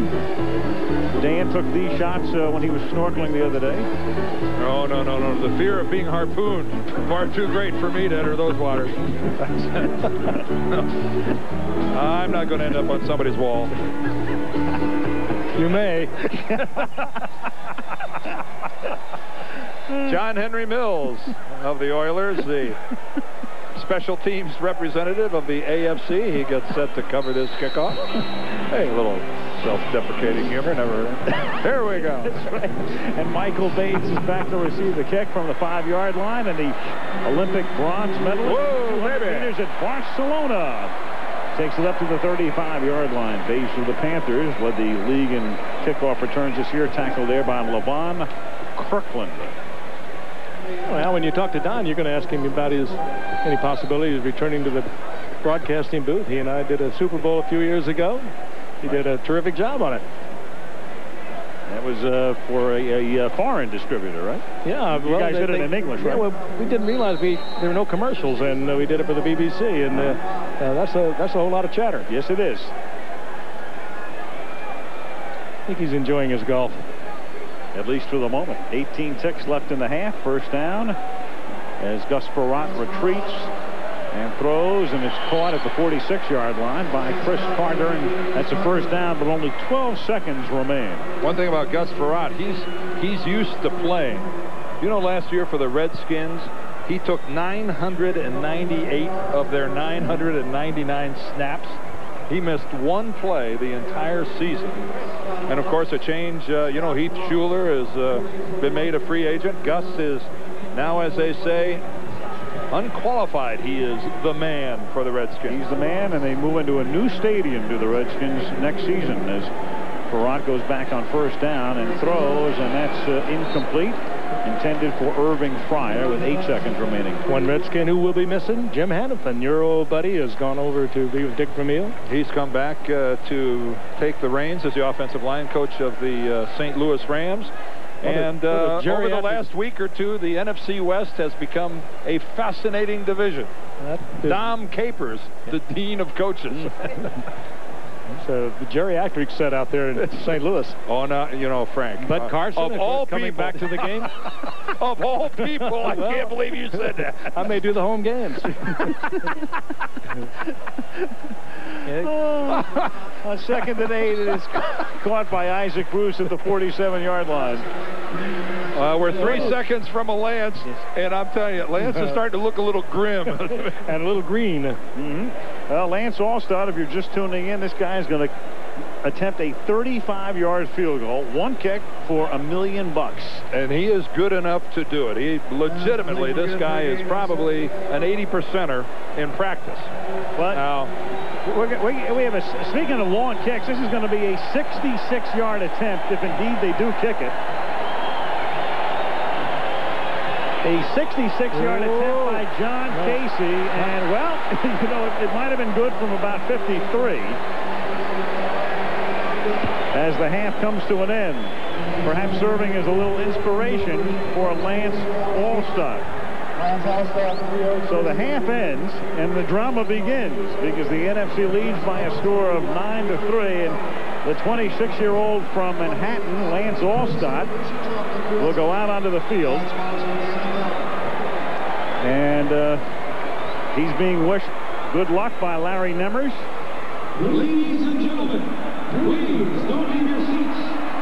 Right now, at the south end of the field, Lance Alstott, the New York City Bank employee, is going to attempt to win $1 million. By kicking a 35-yard field goal in the $13 million kick. We're going to need everyone, including the AFC and the NFC Pro Bowl players, to give Lance a little support. And now, here's ABC's Al Michaels. So Lance Alstott is putting it on the tee at the 25, and a lot of the players have remained out on the field to watch this $1 million kick. And here we go as Lance Alstott sets it up at the 25 for a 35-yard attempt. The former soccer player. Good luck, Lance. And Lance, we are live back in the States, prime time. And the kick is good. All right, Lance. Here goes Mrs. Lance. Lance, right now, tell him to show me the money.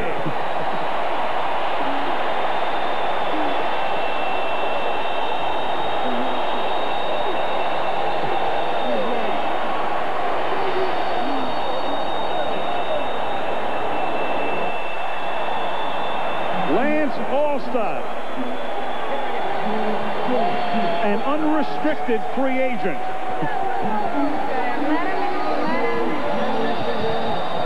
Lance, if I was Lance, my next move might be to get an agent.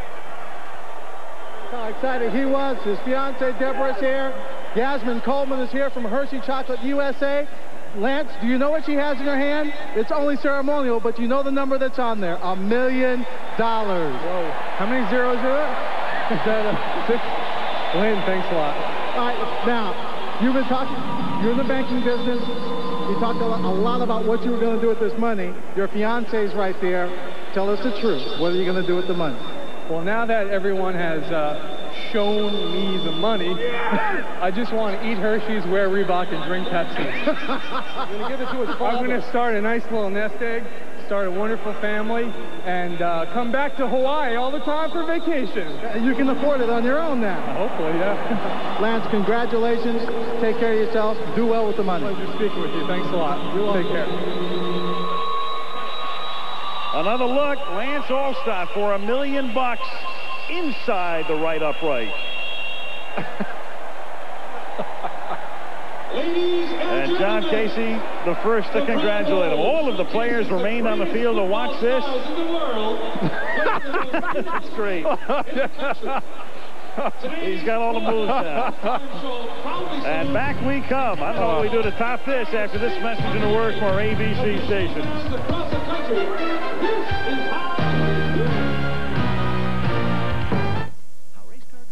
Elliott eats a Reese's Peanut Butter Cup.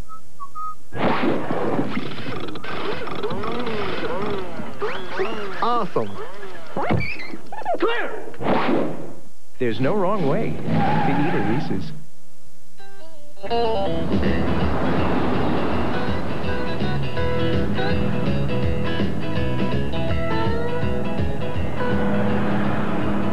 There's a smile in every Hershey bar. ABC Tuesday, it's a blast! Roseanne reaches a turning point in her life. She meets James Brolin. But will Dan be replaced by this new man? God, you're gorgeous. Plus, it's a Roseanne bonus. Flashback to one of the greatest moments in Roseanne history, followed by Home Improvement at a special time. It's a blast Tuesday.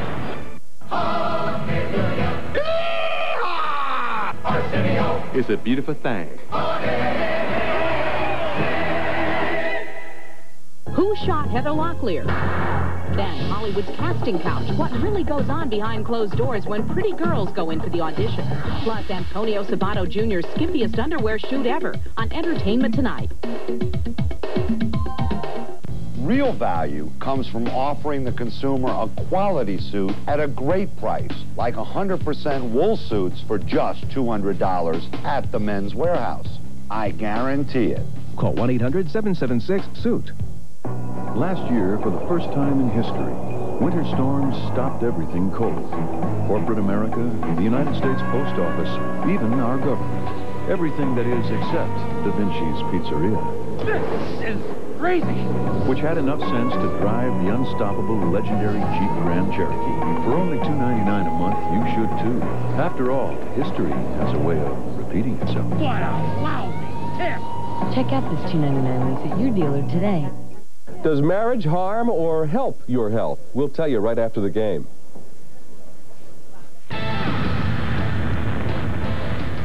The Lexus Halftime Report. Brought to you by Lexus Luxury Automobiles, the result of a relentless pursuit of perfection. Here now, Al Michaels. Well, Lance Alstott has won $1 million with his 35-yard field goal.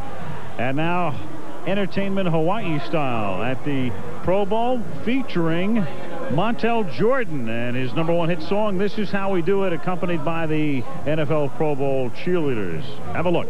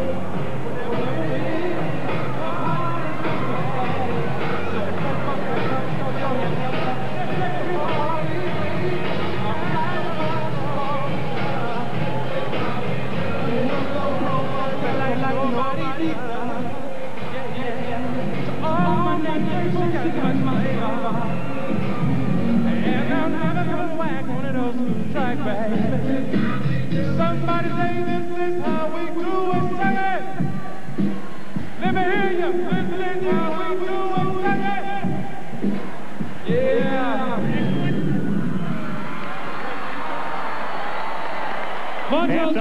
Pro Bowl, and when we come back, one of the new Hall of Famers, the great Don Shula, will join us.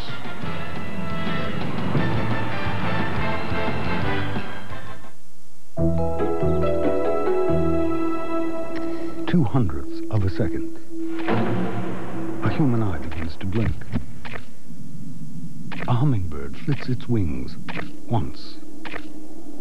And a sensor in a door frame tells an airbag in a seat to deploy. Because when it comes to your safety, every 100th of a second counts. The 1997 Lexus LS 400. I'm feeling good from my head to my shoes. Know where I'm going and I know what to do. Sprucing up my point of view. I got a new Robbie too. It's a whole new look for Robbie Timmons, as Action News shows you the hottest ways to freshen up your appearance. Makeup, clothes, hair. Robbie's got the answers and a surprise new look.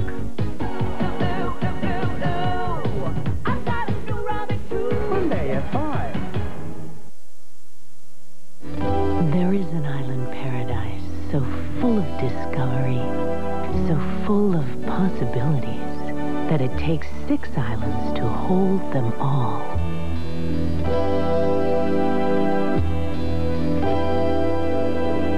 And nowhere else on Earth is the welcome so warm as it is in Hawaii, the islands of Aloha.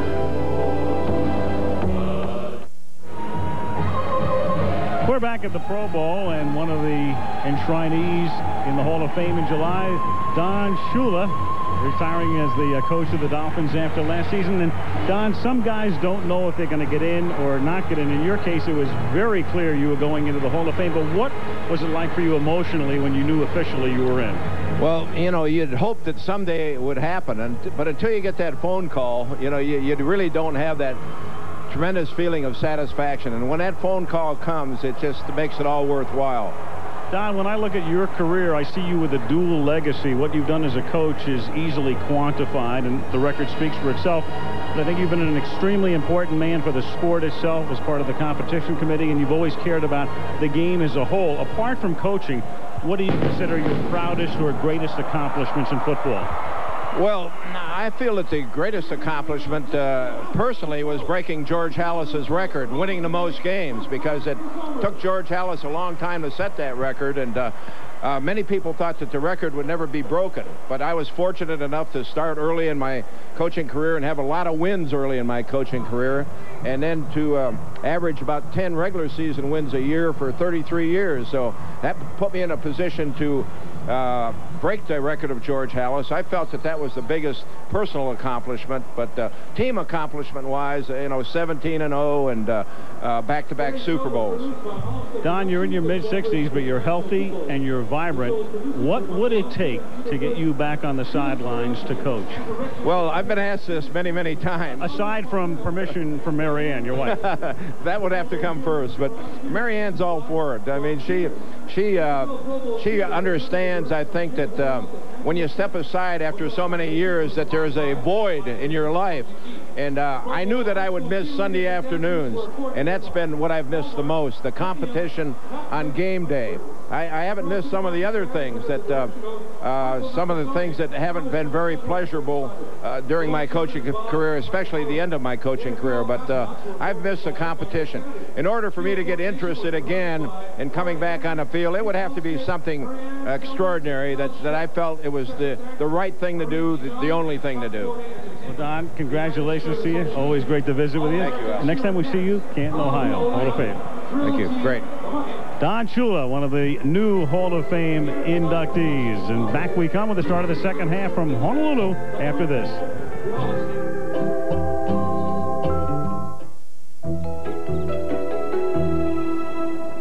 2/100ths of a second. A human eye begins to blink. A hummingbird flits its wings once. And a sensor in a door frame tells an airbag in a seat to deploy.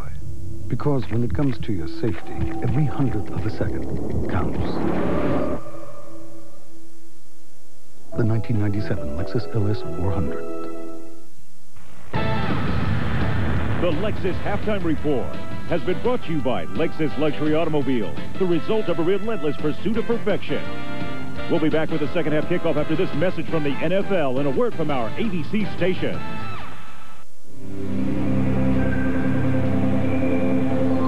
One of the toughest things in life is finding a way to realize your full potential. At Hendersonville High, I had a teacher that brought out the best in me. She never accepted less than 100%. I can't think of a better quality in a teacher or in a friend. Sam Gash in the NFL. Salute Betsy Coppolillo as Teacher of the Year. Thank you, Ms. Coppolillo, and congratulations. ABC Wednesday. Really scared, Jimmy. I don't know what to do. You've been taking an awful lot of pills. A Grace Under Fire you won't forget. Then Tim Conway's back on an all-new coach. The man's been hit by lightning twice. Then, in this episode, Drew does something never before seen on network TV. Or heard. It ain't gonna be pretty. It's an explosive new Drew. Then Ellen's jamming with Bonnie Raitt. I listen to your records whenever I get depressed. Do they make you feel better? No, it depresses me more. ABC Wednesday's a blast. New on Action News tonight, could a 4-year-old girl's bed hold the key to her shocking death? Tonight, police are questioning her father and the woman who lived in his home. Hi, I'm Mike Holfeld. Action News has learned unsettling details about this little girl. We'll have the latest for you. Plus, are convicted sex offenders getting out of prison too early and moving into your neighborhood? We'll show you the evidence. And how does getting married affect your health? You may be surprised. Full details tonight on 7. See you then. This news break brought to you by your Southeast Michigan Jeep and Eagle dealers.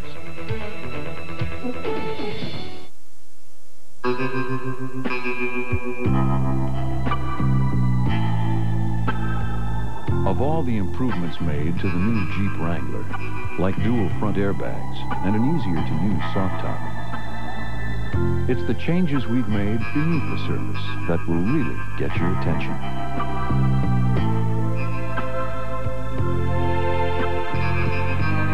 Catch a great deal on a Wrangler for just $13,995 at your Jeep and Eagle dealer. Delivering reliable local phone service. It takes more technology and know-how than you think.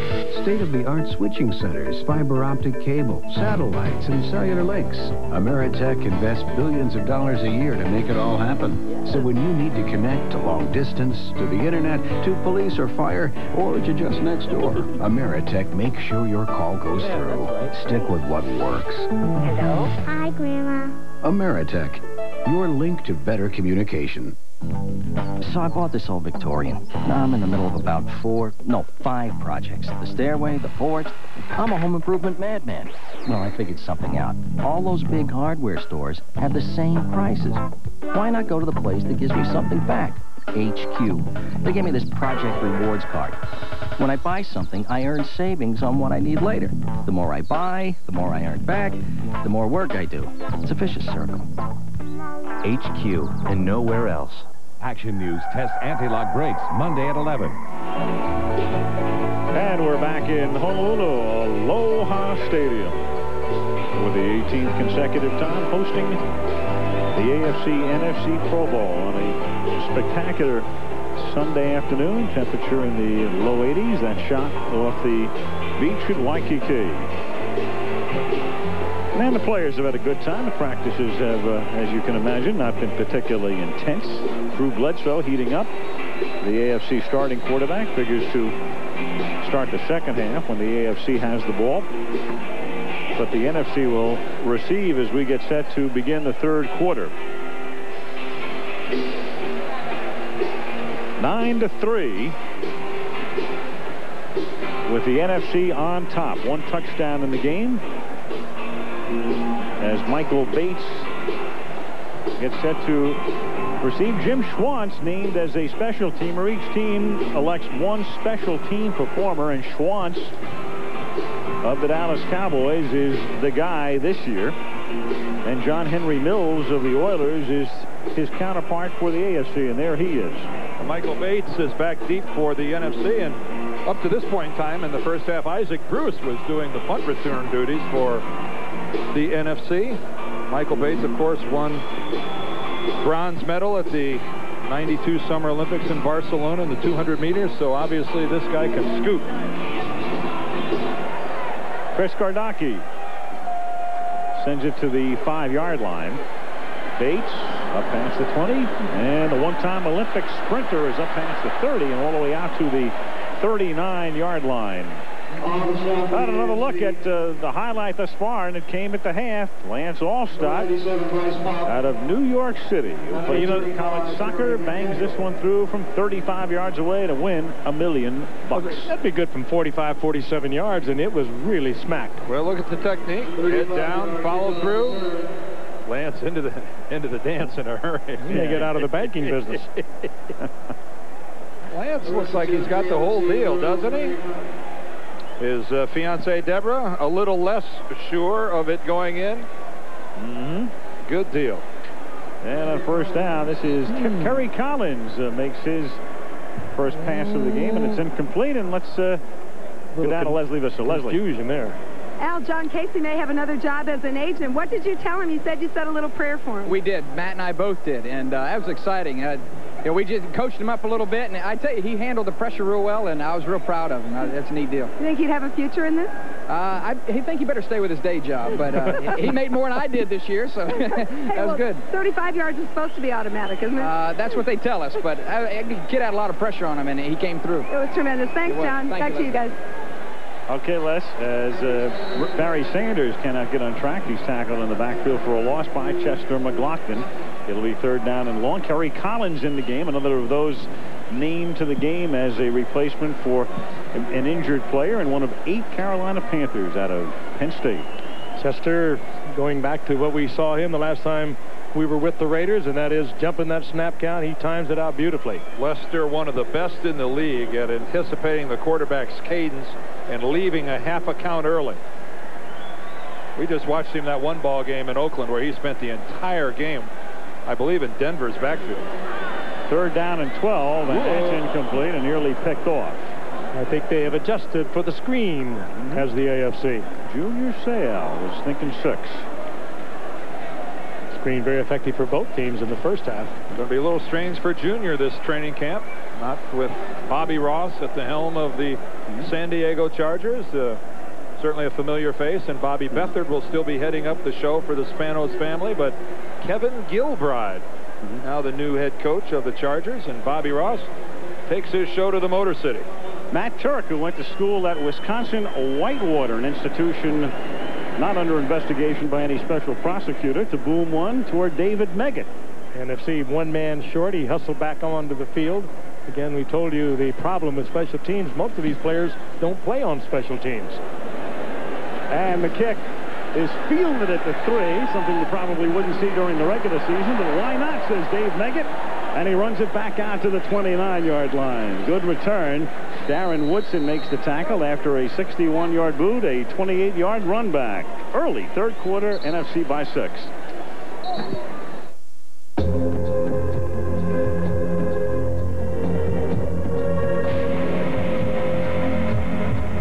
It's about time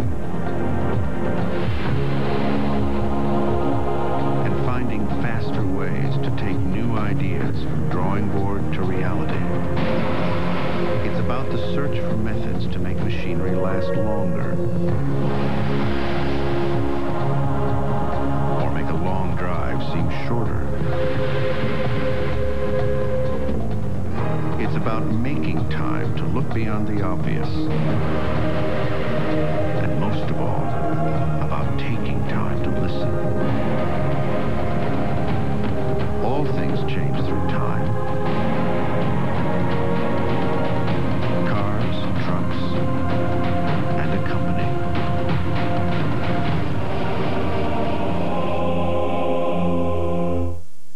When I got rid of my gray hair, I wanted a natural look, so I didn't take any chances. I used the sure thing for a natural look called Just for Men. Apply Just for Men, and in 5 minutes, rinse. It's specially timed to blend away gray, bring back your natural look, and condition hair. It's a sure thing. Just for Men, the sure thing for a natural look.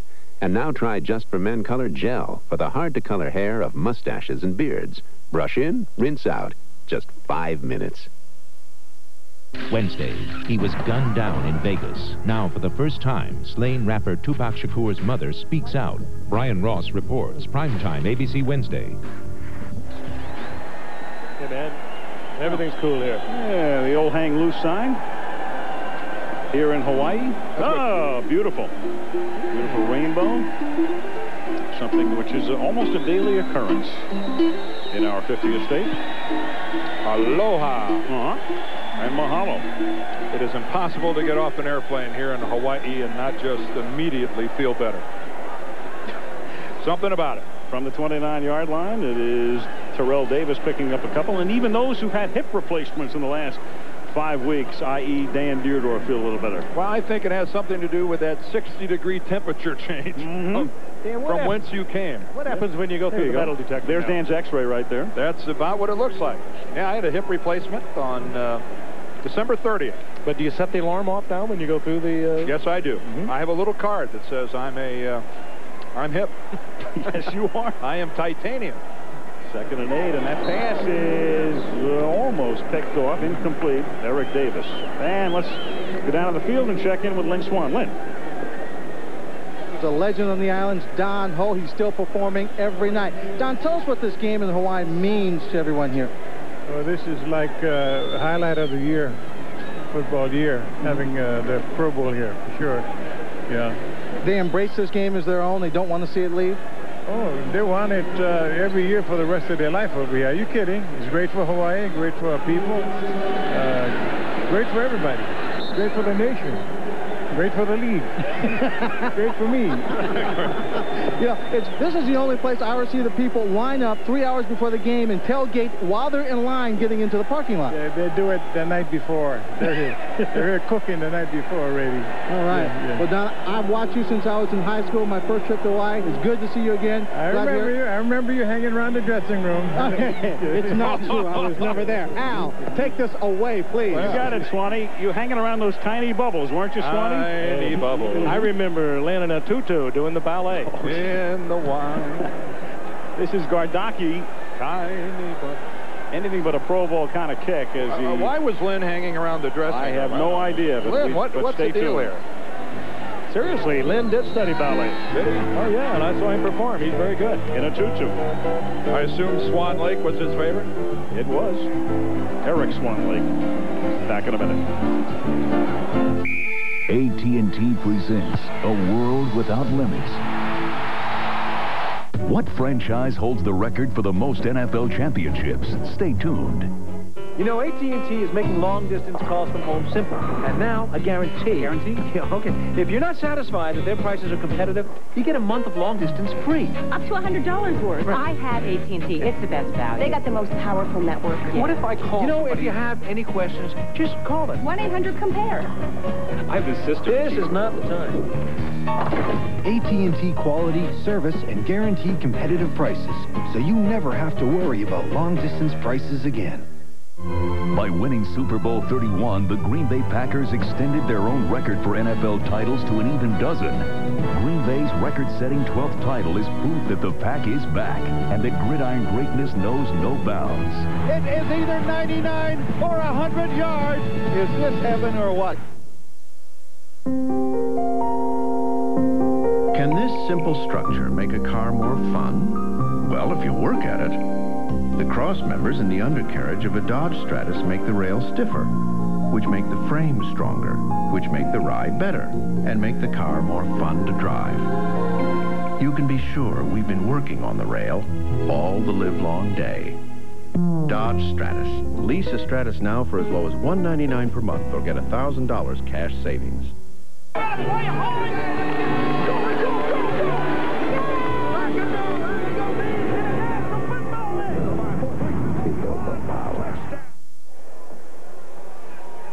Back in Honolulu on the island of Oahu for the Pro Bowl with 12:53 remaining in the third quarter.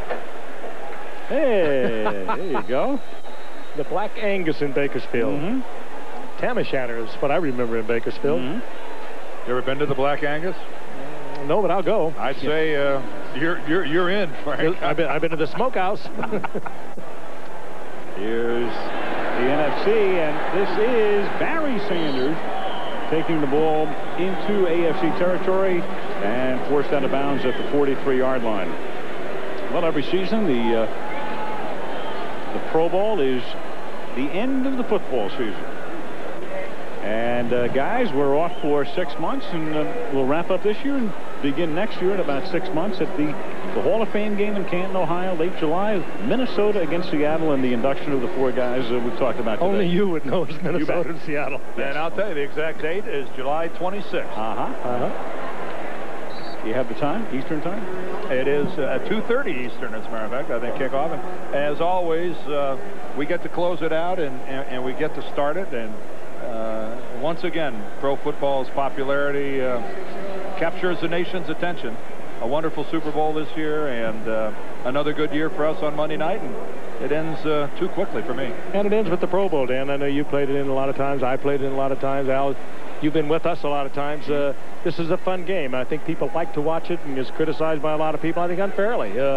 It's the best players doing what they do the best. Maybe they don't do it the same way, but you still see a lot of great play. Well, there's one of the best right there. I think all of the all-star games, whether it's football or basketball, baseball or hockey, it's not about who wins the game. It's not about strategy. It's a chance for the fans just to see each of the individual stars and relish their accomplishments. And you can't, Frank and Al, overestimate how much enjoyment these players have received from being with each other for this past week. They've gotten to know each other better. They've met each other's families. They've met each other's kids. They've learned, that there's more than just a face inside a helmet. They're real people too.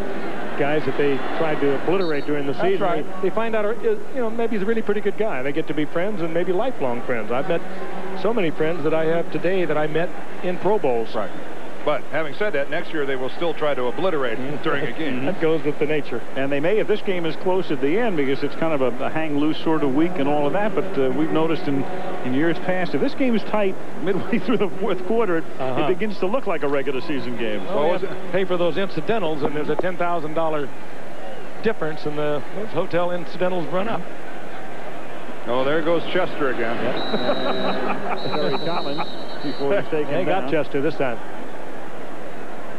Swanee, is there a rejoinder from you, by the way? Well, yes, there is. I just wanted to clear up that whole thing about hanging around the dressing room of Don Ho's show. I just wanted to let you know that I was doing some extensive research on Polynesian dancing.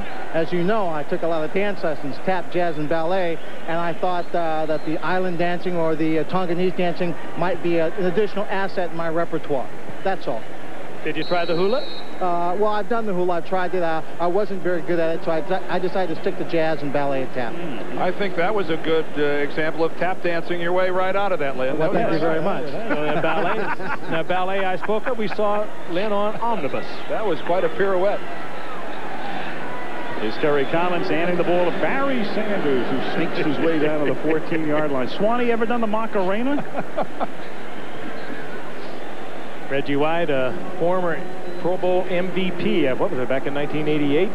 Yeah, he's the only guy in this game today who has won a Pro Bowl MVP award. How about that series he had late in the game in the Super Bowl? Yeah. Consecutive sacks. After he took that series off, which he likes to do during games, and which he's been doing for years, refreshes himself and then comes back in. But that was one of the great series of all times. That hump move of Reggie White's where he throws that arm. Whoa, Barry Sanders again. Takes it to the 6-yard line. And Reggie with 165.5 sacks, and they don't count the ones he had in the USFL, and there were 23.5 of those. By far the all-time leader. Well, since 1982 when they started counting. I still believe Deacon Jones sacked the quarterback more than anyone in the history of professional football. And so why don't you go tell Reggie that? Reggie is the first to agree with it. Really tell you that? Absolutely. Reggie, I have seen and talked to him before about it, and he readily admits that the Deacon is the leader. And Barry Sanders, turning this into the Barry Sanders show, scores for the NFC. Oh, is he fun? I've said it over and over. Travel a long way to see a game that Barry Sanders is playing in. What a classy guy he is, too. I thought there was a Barry Sanders show. Very close. Oh, that's another conglomerate. And Dom Capers watching his team increase its lead to 13, and he will...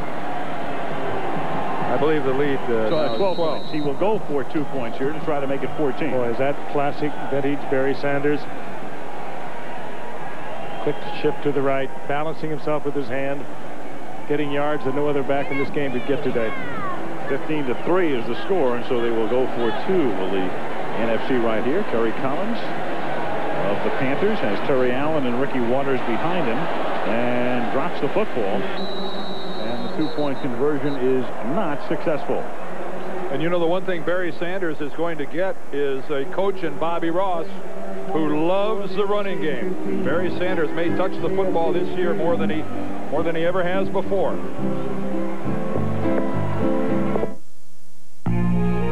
Dodge Stratus and Dodge Ram have just received the prestigious J.D. Power & Associates Appeal Award. Stratus tied for most appealing entry midsize car, and Ram receiving the award for the second year in a row as most appealing full-size pickup. The Appeal Award comes from the most knowledgeable automotive experts of all, consumers. Frankly, we're tickled. See the friendly Dodge dealer near you. We're asking travelers to compare Red Roof Inn's rates by calling 1-800-THE-ROOF. They're about $9 less than what I usually spend. $7 is $7. You bet it is. Call 1-800-THE-ROOF for rooms just as nice as other hotels, but for a lot less. Now showing Kit Kat Break Time. Give me a break, give me a break. Break me off a piece of that Kit Kat bar. Give me a break, give me a break. I want to take a break with that Kit Kat bar. I picked up this dime and suddenly everything was going my way. My train showed up right when I wanted it. A woman was saving me a seat. And with one snap, the local turned express. At home was the most amazing thing. There was Candace Bergen with a phone bill that made sense. Just passing through. Thanks to Sprint Sense, the dime a minute rate, I knew exactly what every call cost. As we hopped a plane for Vegas, I passed the dime on. Why should I be the only one with a phone bill that makes sense? What you don't know about using anti-lock brakes may be putting you and your family at risk. I'll show you how to do it right. Monday at 11 on 7.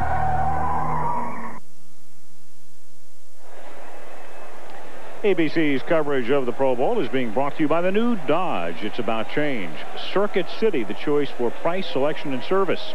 And Miller Lite, who reminds you that anything can happen at Miller time. And diving off the rocks. That was me. Kaanapali Beach. Earlier this week. Yes. Oh, let's see. Graceful entry. Testing out that new hip. That's exactly right. Remarkable recovery. John Casey to kick off. NFC is on top by a dozen. This is David Meggett at the 11-yard line, and the New Englander brings it back to the 28, and one of the great interviews of all time is, well, we got a little wrestling. We actually have a tussle going on. We had a little pin action here. Kevin Green was involved, but Kesson made up. Kesson make up, and with Nate Newton, here's Leslie Visser. Al, he is one of our favorites, Nate Newton. Nate, did I see you playing special teams? Yeah, I'm on the kickoff return. I'm doing all the kickoff return duties. I'm a major blocker. I take the special team guy that made the Pro Bowl. I take him. You know, I'm a hell of an athlete. How'd you do blocking for Barry Sanders? I didn't do too well. The one time I was in there was for a loss. My man made the tackle. Hey, Nate, what about back in Dallas? I talked to Troy yesterday, and he said he's seriously considering retiring. What has to change with the Cowboys that a Troy Aikman wouldn't even have that thought? Just a little discipline. All we got to do is have a little discipline, you know, and carry ourselves in the way that we should be, you know, and everything will be all right. Troy just want to get a point across that we need to stay focused on what we need to do on and off the field to be the great team that we should be. You're pretty sure you'll be blocking for him next year? Yeah, definitely. If he retired, then, hey, man, next thing you know, Mike going, then Emmett, then, hey, I got to go. You got to go in. Thanks, Nate. Yeah, I do. Bye. Goodbye. Okay. Well, now that that's cleared up. Oh, yeah. You know, we ought to make it a regular series with Nate. Well, Tony Martin put a move on Aeneas Williams. Did he ever? With the pump fake, Aeneas Williams got the flag, but Tony Martin made the catch on a big play for the AFC. Both teams staying with that deep pattern with the little square out and down or the little hitch and go, and is very effective. Drew Bledsoe, the quarterback, and tosses it back to Curtis Martin. One Patriot tossing it to the other, and Martin takes it to the 22. Let's go back to the Martin catch, the Tony Martin catch. Watch here. Right here is going to be the pump fake. Aeneas bites all over it. and then he's forced to give him a shove well beyond the 5-yard area. He's just so effective because he would have said from the very beginning, these cornerbacks are stuck man-to-man, and ordinarily they'll get help. Well, rather than the shove, Aeneas Williams would have been a lot better off if he'd have just tackled Tony Martin, and that would have been the spot right there. One of the best cornerbacks in football, though, Aeneas Williams of the Cardinals. And on 2nd and short, Martin again takes it to the 14-yard line to move the chains behind a Reuben Brown block, and the AFC knocking on the door now, down by 12 with 7.5 minutes to play in the 3rd period. Well, they've not been to the promised land yet. Kevin Green. Yep. Remember, we saw he was in a tussle with Jerome Bettis. Of course, both of these guys former. Well, they weren't former. They were former teammates at one time back with the Rams, I believe. Nor was Kevin gone by then. Kevin might have been gone to Pittsburgh when Jerome was a rookie with the Rams. We'll have to go to the archives to check that. Jerome keeps following Kevin around to the 4-yard line. Goes Curtis Martin here. Our archive, Steve Hurd, of course. We'll have to check. The key was Kevin Green still with the Rams when Jerome Bettis was a rookie. But Green has now made the Pro Bowl as a member of 3 different teams, the Rams, the Steelers, and now the Panthers. Did we decide if anyone else has done that? Well, yes, there's another guy in this. We got another triple-double in this game here, I believe. Well, that's what I asked. We'll get into that also. Get into a lot of stuff. 2nd down and 1. Try to get out of a few things, too. This is Martin taking it to the 3-yard line, and that's very close to a first down. Kevin Green last played with the Rams in '92. And Jerome Bettis first played with the Rams in '92. No, it would be '93. 1993. This is his 4th year, and that would make it 1993. So they didn't play together. Nope. By God, we've answered that question. And it was a good point.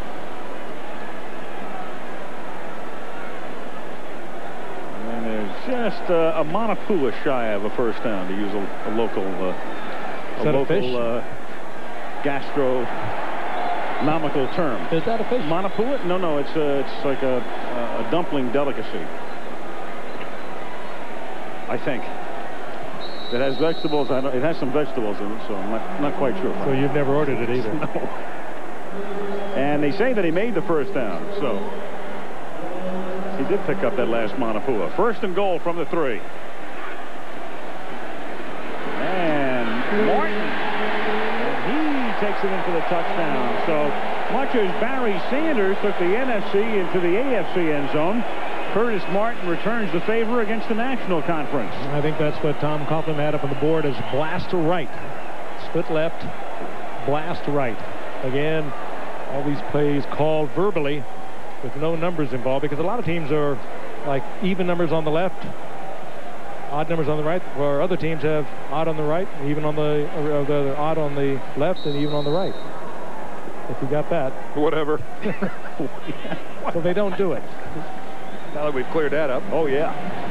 The extra point by Carrie Blanchard is good, and with 5:55 remaining now in the 3rd quarter at the Pro Bowl game, a tight one as the NFC leads the AFC by a score of 15-10.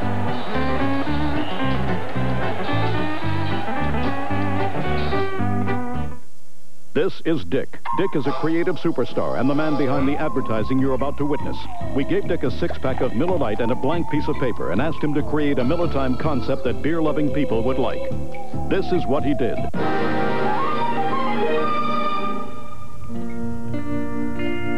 Adios, amigo. Adios, my friend. The road we have traveled has come to an end.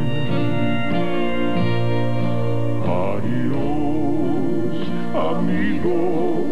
Adios, my friend.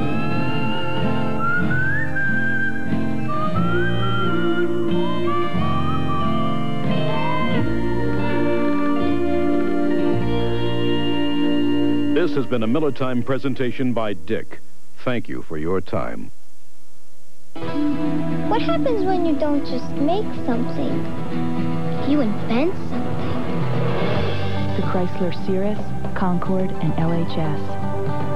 Cab forward design. Speed-sensitive steering. Driver adaptive transmission. Four-wheel independent suspension. The Chrysler Cirrus, Concorde, and LHS. The difference between just making something and inventing something. What's new in your world? Lured into Detroit's dangerous underworld of sex. Why do these women do it? Channel 7 takes you inside the world of a Detroit paid escort. Tuesday at 11. The smiling face of Brett Favre, a Super Bowl championship ring will be adorning his finger as soon as they are made up. And right now he's on the winning end in the Pro Bowl. His team on top 15-10 as the AFC kicks off. Blanchard sends it into the end zone. And Michael Bates comes out. That's the 20. And he's run out of bounds at about the 30-yard line by Ashley Ambrose. And there's a flag down. Only two quarterbacks are Prudential Pro Bowl fact. Only two QBs have started and won the Super Bowl and the Pro Bowl in the same season. Joe Theismann and Mark Rippon, two Redskins. And well, we'll see if Brett Favre can add his name to the list this afternoon. Derek Thomas. That's Lamar Latham, I believe. Lamar Latham. William Roaf. William Roaf, just a tremendous tackle,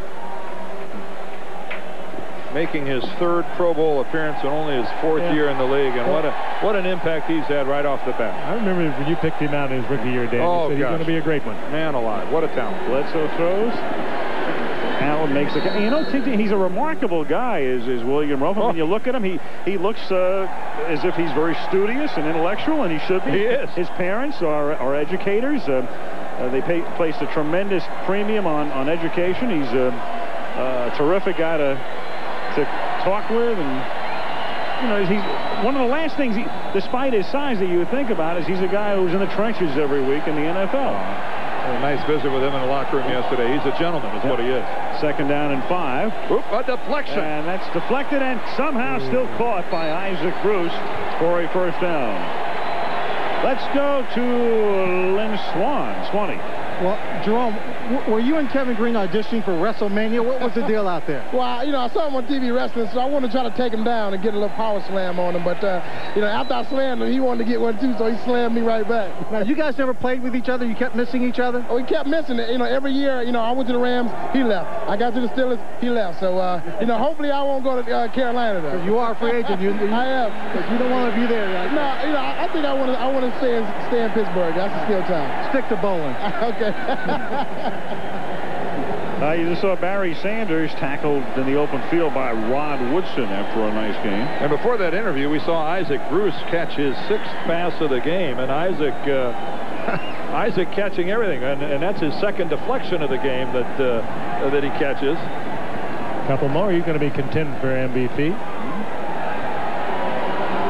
The Reverend Ike is his nickname in St. Louis, and he is a genuine talent. Second down 4.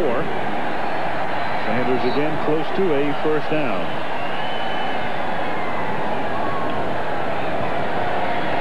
By the way, we mentioned another player had the distinction of going to Pro Bowls with 3 different teams. That guy's Keith Jackson.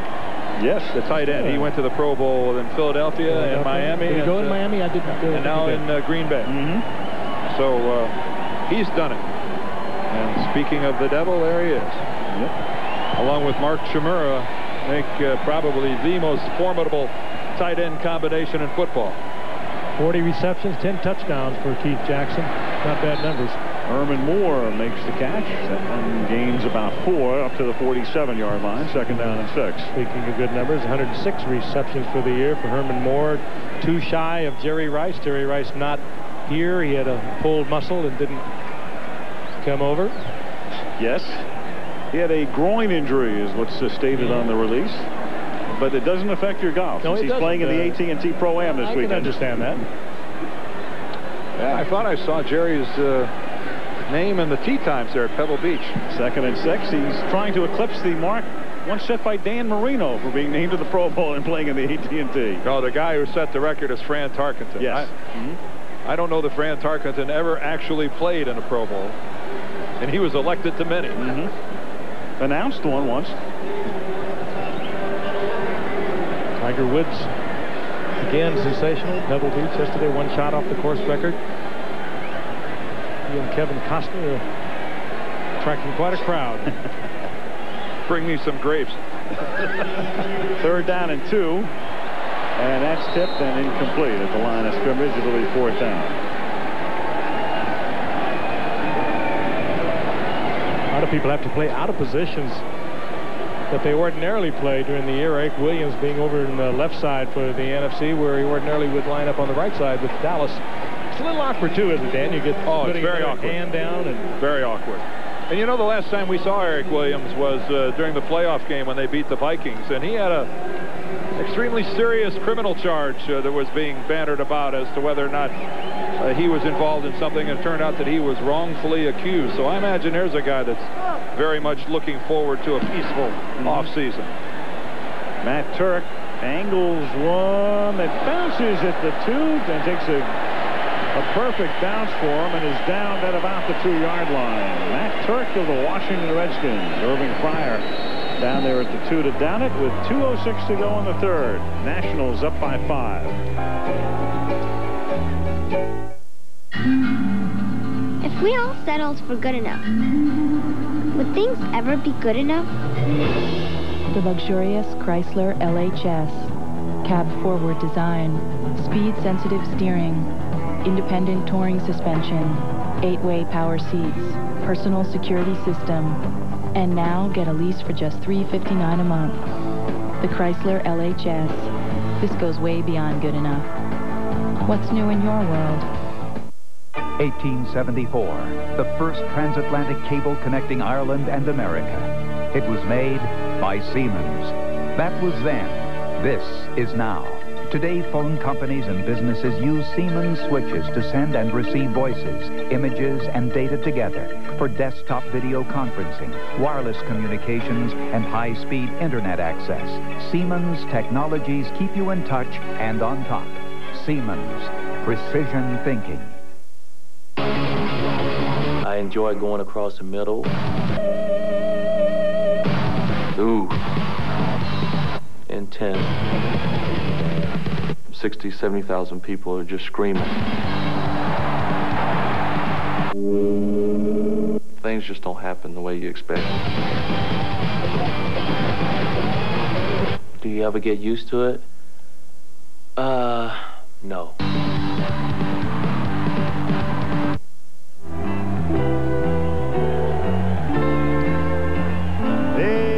Pro Bowl in Honolulu. Lovely Wahine. Yeah. I like the screens. That was not me. No, we have a 4th guy in the booth right now. Lance Alstott, America's newest millionaire, has joined us. The man who made the 35-yard field goal. I feel pretty good about it. What did you bring with you? Well, I brought the ball that I stuck through the uprights just about 15 minutes ago. You know, it's been a little juiced up. Yeah, we don't want. That's why I don't let too many people hold it. So what do they do? Put it in the refrigerator. It's titanium. It's really light. You know. Lance, that ball started a little to the right. Was it just enough to get you excited a little? You know, it's all part of the plan. John Casey and I worked out that scenario for the past 2 days because I have this natural soccer. Well, here, we're going to take a look at it. You haven't seen the replay yet, have you? No, I haven't. Lance, we're going to give you a chance. Okay, Call now I'm own. approaching. I'm hitting the ball. I'm playing it to the right goalpost, as John Casey recommended. It's starting to hook a little bit to the left, as you can see, and the thing just goes in. There's my ham dance. It's called the ham dance. I'm working it around, and I'm saying, show me the money. How far would that have gone? I said 45 at least. 47? Maybe 45. I mean, I hit it pretty good, I thought. What's the best you've ever done? High school, I hit a 45-yard field goal in the game to beat our rival high school 3-0. Did you get any money for that? No, but I got a lot of new friends. That was as good an analysis as I've ever heard of a field goal. You can maybe go to a camp next year as an unrestricted free agent. You can get into the broadcasting business or stay in investment banking, right? I think all three sound great. We'll just have to work out my schedule. That's right. And when's the marriage date of the? It's going to be November 8th in New York City. My beautiful bride, Deb Zimmerman. Congratulations. Thanks a lot. I want to say hi to all my friends. Yeah, that was great. That's terrific. All right, that was take great. care, guys. Okay. Thanks a lot. Nice seeing you. Be good. Okay. It is Vinny Testaverde rolling and finding an open man, but Ben Coates can't haul it in. It's incomplete. And it'll be 4th down.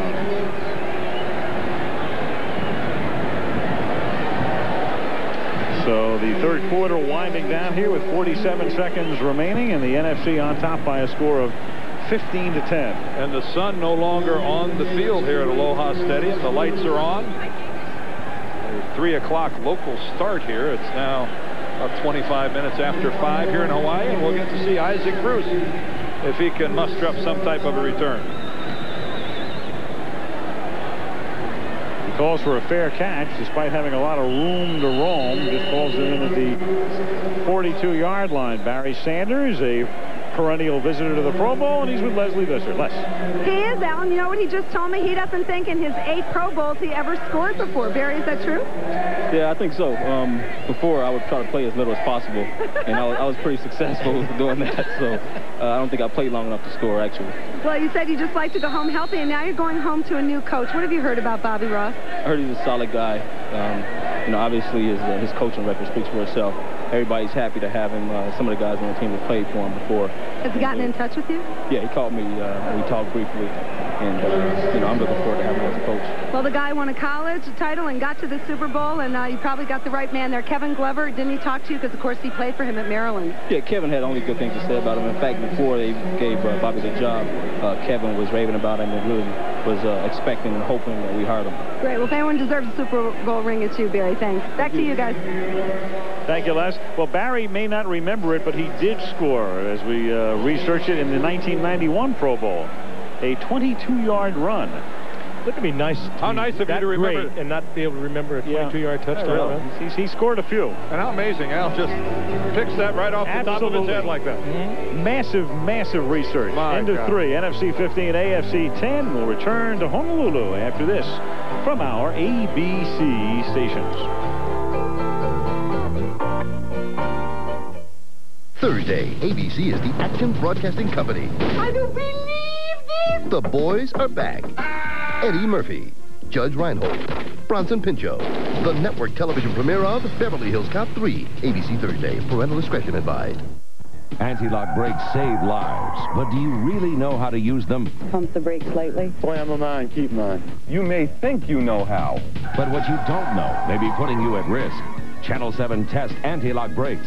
I'll show you how to do it right. Watch Monday at 11 on 7, where 7 stands for news. Lured into Detroit's dangerous underworld of sex. Why do these women do it? Channel 7 takes you inside the world of a Detroit paid escort. Tuesday at 11.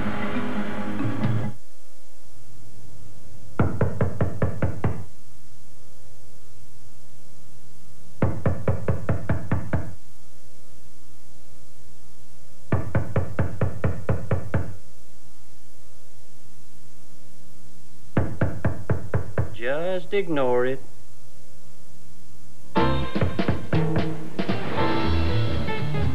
Amoco Silver. For performance you can depend on.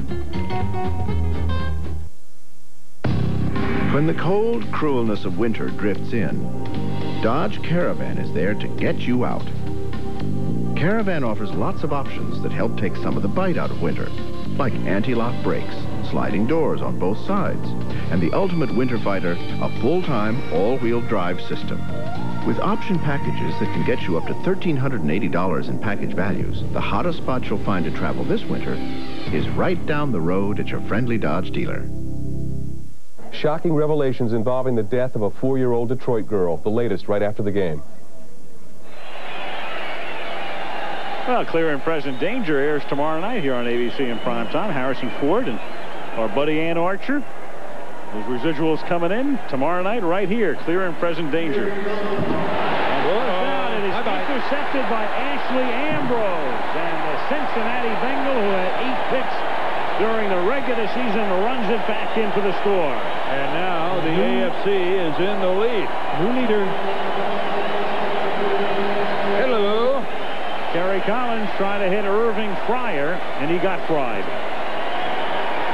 That's kind of a dangerous move by Ambrose. Now, he's been beat 2 or 3 times deep by going for that first move. This time, timed it out beautifully. Between a new quarterback and a new receiver, you'd think the out pattern might be the most difficult one to time out. Well, they give Ambrose a lot of credit. He has seen a lot of out and downs on him today, and nevertheless, he either sensed or somehow read the play.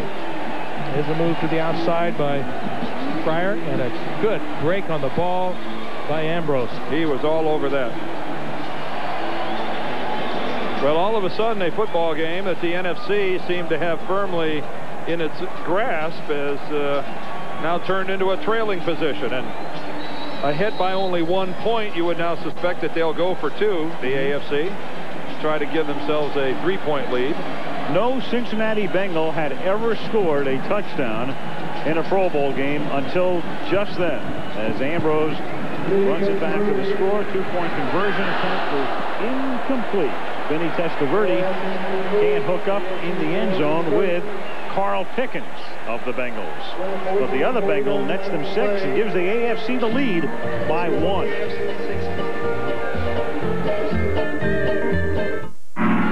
This is going to be fantastic. A week of fishing. Only one way in and one way out. Peter would have loved this. Too bad he hates to fly. Peter's a wimp.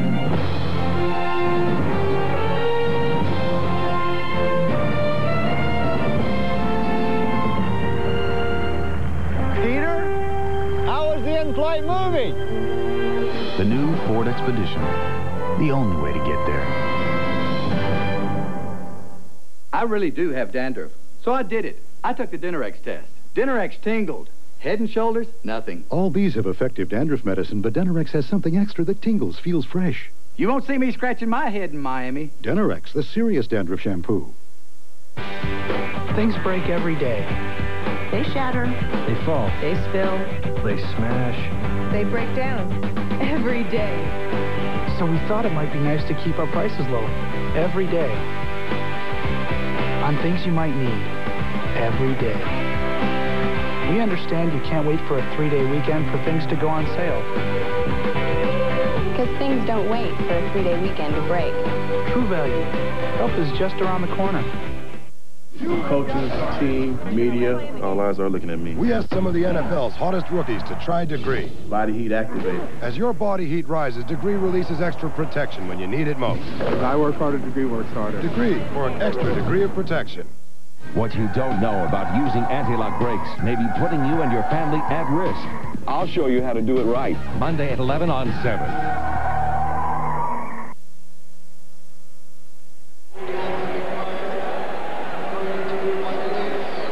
At the Pro Bowl in Honolulu, Al Michaels with Frank Gifford, Dan Deerdorf, Lynn Swan, and Leslie Visser. That 2-point conversion there really thwarted nicely by Ken Harvey, the linebacker, who got a hand on that football before Carl Pickens could catch it for an easy 2. AFC up by a point now as Gardocki kicks off, and this is Bates swinging to the outside, breaking tackles along the way, and finally hauled down at the 29. Well, we at ABC Sports mourn the loss of Les Weiss, one of our technical managers who died Friday while on assignment here in Hawaii. He had just completed the Battle of the Gridiron and was in preparation for the Hawaiian Open golf telecast.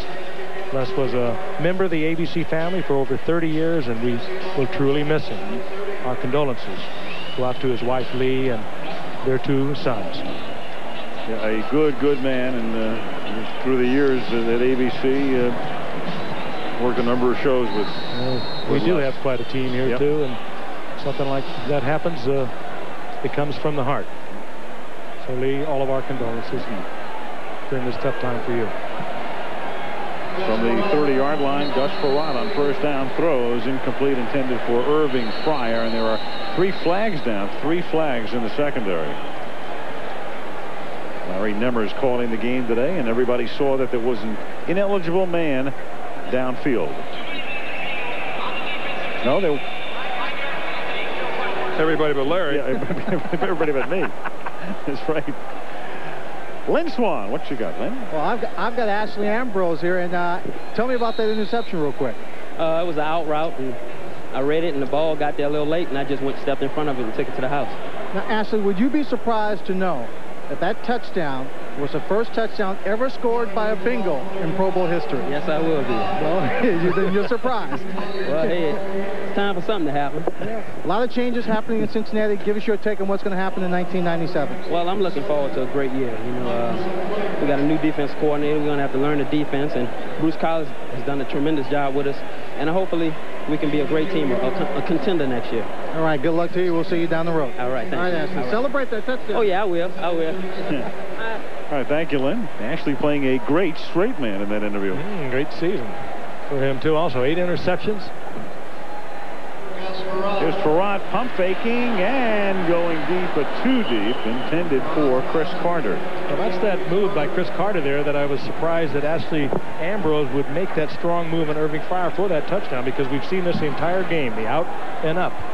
And for a cornerback, these cornerbacks are playing a straight man-for-man. That's the required because of the ruling that does not allow you to have to play it straight away. You can roll to one receiver with the deep safety, with the strong safety, but those cornerbacks today are going mostly man-for-man.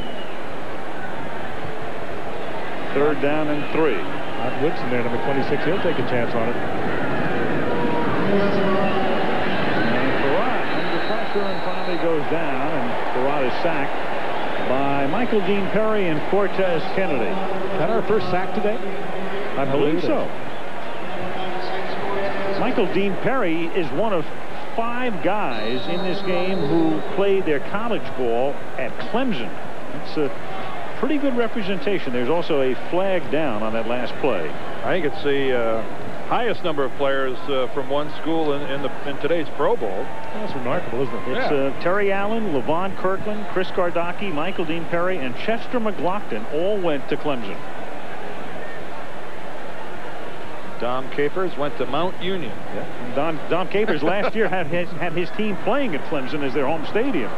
Interesting, both these coaches, Tom Coughlin and Dom Capers, have never been associated with the Pro Bowl with any of the teams they've been with. The defensive team had an illegal defense on the play. That's a 5-yard penalty, automatic first down. We didn't get it either, Tom. We didn't get it. Well, I think this came from the booth upstairs where Jack Reeder, the NFL observer here, who has the ability to call a penalty from upstairs, hits the AFC with an illegal defense. Yeah. This is like the NBA. Jack Reeder, the supervisor of officials. Dave Levy, the longtime assistant with the Detroit Lions, is also here assisting Jack Reeder. And again, they're making sure that some of the rules that we've talked to you about are enforced. I think they ran a line stunt. I think they ran a looping line stunt, which you're not allowed to do in this game. And they ended up with the sack, and they got their hand slapped. Farad giving the ball to Ricky Waters, who picks up a couple up to the 44-yard line. Usually you find the team late in the game, and like we are now in the 4th quarter, with $10,000 on the line between each player.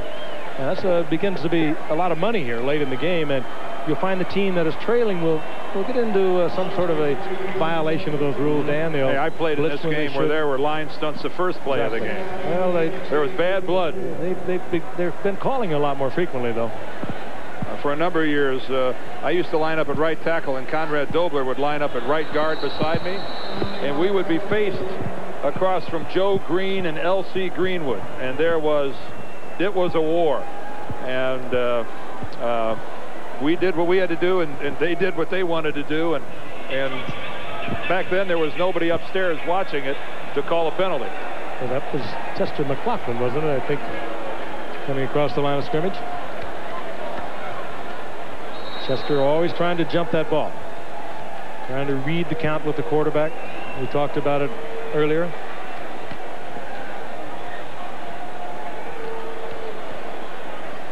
Good look there at Will Shields, a talented guard from the Kansas City Chiefs. 2nd down 3 now from the 49-yard line, and this is Larry Centers to the 50-yard line, and let's go to Leslie Visser. Les?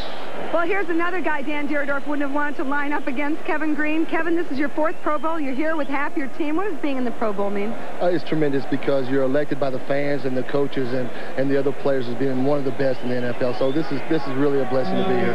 This must have been an emotional time for your dad as a retired colonel in the Army, and didn't you go to Pearl Harbor? Yeah, we toured Pearl Harbor yesterday. My dad, my brother, and the whole family, and it's a very humbling experience. It really is. What did he tell you were his memories of Vietnam? You know, he doesn't talk about it much. I mean, it really had an effect on him. And what about for you and Carolina? You guys came so close this year. What's the one missing ingredient? You know, we just have to come together and mature as a team. We need home field advantage. Home field advantage just means so much heading into the playoffs. Well, it certainly meant so much in Green Bay. Thanks a lot, Kevin. Why'd you bring up Green Bay? Sorry, no, Come on, what's up with that? Headbutt. Thanks a lot. Oh, here's your helmet. And there is Sam Mills, the oldest guy in the game, Lamar Lathan, who came over from Houston, and all three linebackers starting in the Pro Bowl. That last catch was made by another Panther, Wesley Walls, and now Ricky Waters takes the ball to the 38-yard line with the NFC down by a point, but on the move here. I know it's a cliche to when you constantly, you know, maybe refer to people as throwbacks, but there is no question that Kevin Green would have been very comfortable in the 50s or the 40s or the 30s or whenever. The guy's, it's just one of those people that just loves his game so much.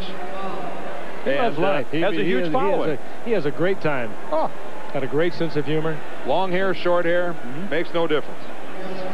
Second down and 5. Larry Centers of the Cardinals. Nice slip move there, and the only running back in history to catch 100 passes in a season as a first down at the 28-yard line. Yeah, I say long hair a year ago and 99 this year. That's how they used him. That's how they did with Jim Fassel. And Jim, of course, has gone to the Giants. Long hair, short hair, it makes no difference. It's when you get the no hair, yeah, then it does make a difference. Lomas Brown told me yesterday in the locker room, we have got to get number 37 back. We can't succeed without Larry Centers in our offense. He just is that big a part of the Cardinals offense. It's almost unthinkable for them not to have him. And it's not fair to say, describe him as only a receiver. He does everything with the Cardinals. He's a good blocker, a good running back, but a superb receiver. Remember that game he turned in when we were out there Christmas night at the end of the '95 season, leaping over people? I remember the cowboy he hurdled. Oh, that's exactly right. Cardinals were going nowhere, but he was giving it 110%. Yeah, they played that game. It was Christmas night, 1995. Yep, that was the and night. He actually shot all that footage. A lot of that footage ended up in the movie Jerry Maguire. It certainly did. We stole that show. Yeah, we stole that show, and Cruz stole all the money as it's taken for a gain of 9 down to the 27-yard line. Larry Centers. He appreciates us getting him the Golden Globe like that. Doesn't even know our names. No, he was really a nice guy. He was a nice guy. Called you Don and me Sam. My daughters were thrilled that I just met him. That's my stock soared immeasurably. Third down and 5. The NFC at the AFC 22-yard line with 8:48 remaining in the fourth quarter. AFC on top, 16-15. And that's incomplete through the hands of Irving Fryer. And covering on the play was Tyrone Braxton of the Denver Broncos, another guy in his 10th year, but playing in his first Pro Bowl. That had a lot on it. Irving Fryer coming off the best season in his 13-year career with 88 receptions. Most he had prior to that was 73, and for the Dolphins back in '94. And Irving Fryer with a tremendous year for the Philadelphia Eagles. Well, the AFC went for 2 and missed it, and now they have only a 1-point lead. This is a 40-yard field goal attempt to try to put the National Conference back on top. And Casey's kick is hooking and going wide. Where's Lance when you need him? Yeah. Maybe Casey should have spent a little more time working with himself. No question. Or listening to Lance. 8:33 left in the fourth. The American Conference still up by 1.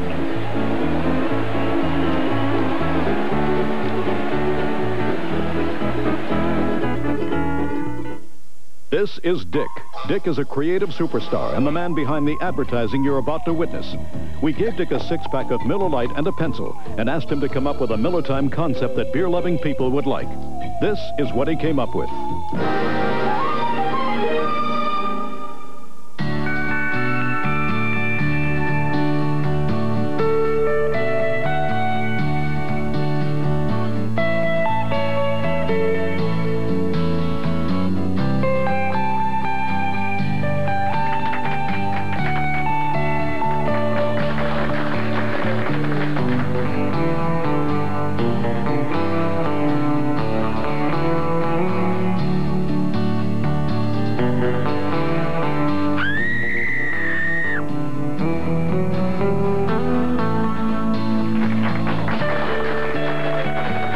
This has been a Miller Time presentation by Dick. Thank you for your time. This is Ford Escort. Did you know that it's new? If you knew that it's new, did you know the wagon's new too? The engine is new, the suspension improved. A safety cell protects but stays out of view.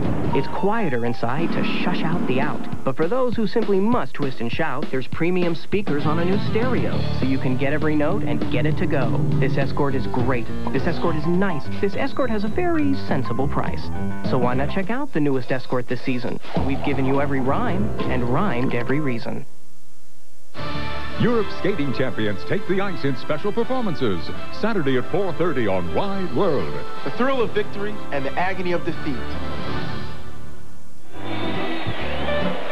A reminder, you can check out the Pro Bowl recap and highlights from the Monday Night Football season on ABCNNF.com. And you can follow all of the off-season news in preparation for the 1997 player draft on your computer at NFL.com.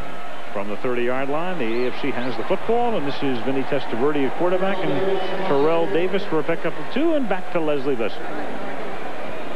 Al, the NFL Teacher of the Year this year is Betsy Capalilla, who taught Sam Gash. What did you teach Sam? Geometry. How was he? He was a good student. Well, he turned out to be a great running back for the Patriots. Congratulations to you, Betsy. As an educator, President Clinton wants to be known as the education president. What do you think he should be doing for teachers? I think he should be working on equity of pay for teachers at all levels.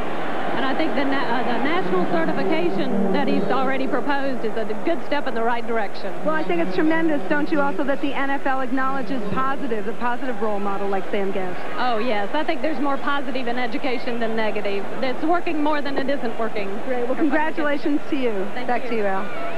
Okay, thank you, Les, as the AFC has picked up.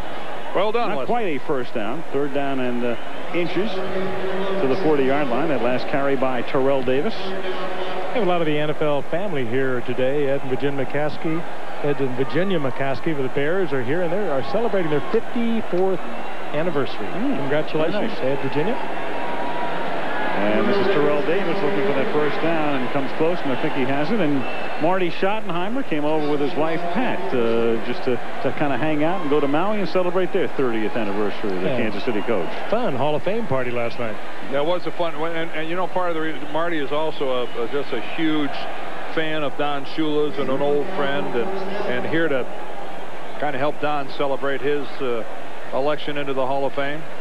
Marty Schottenheimer, one of the good people in this game. And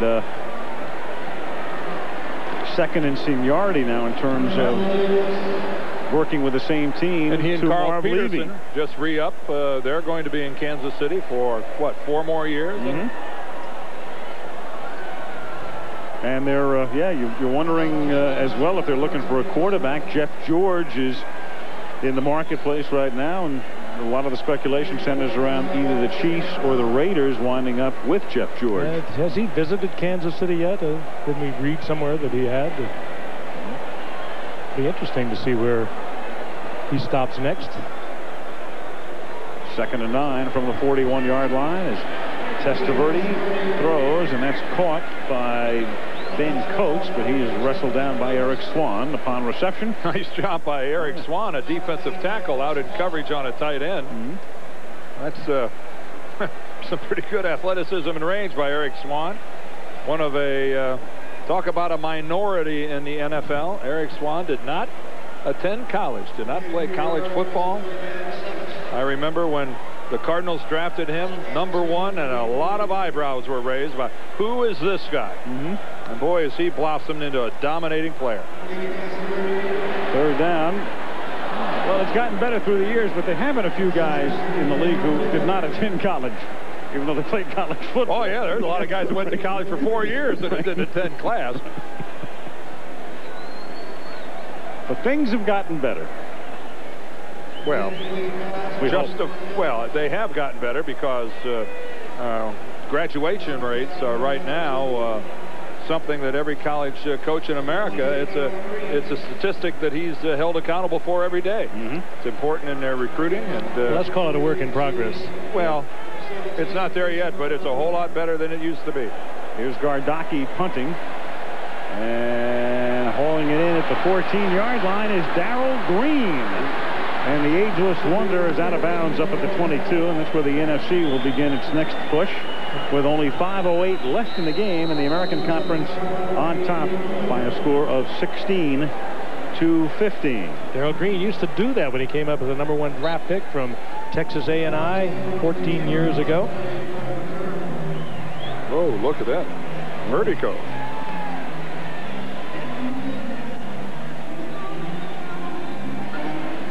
Isn't that spectacular?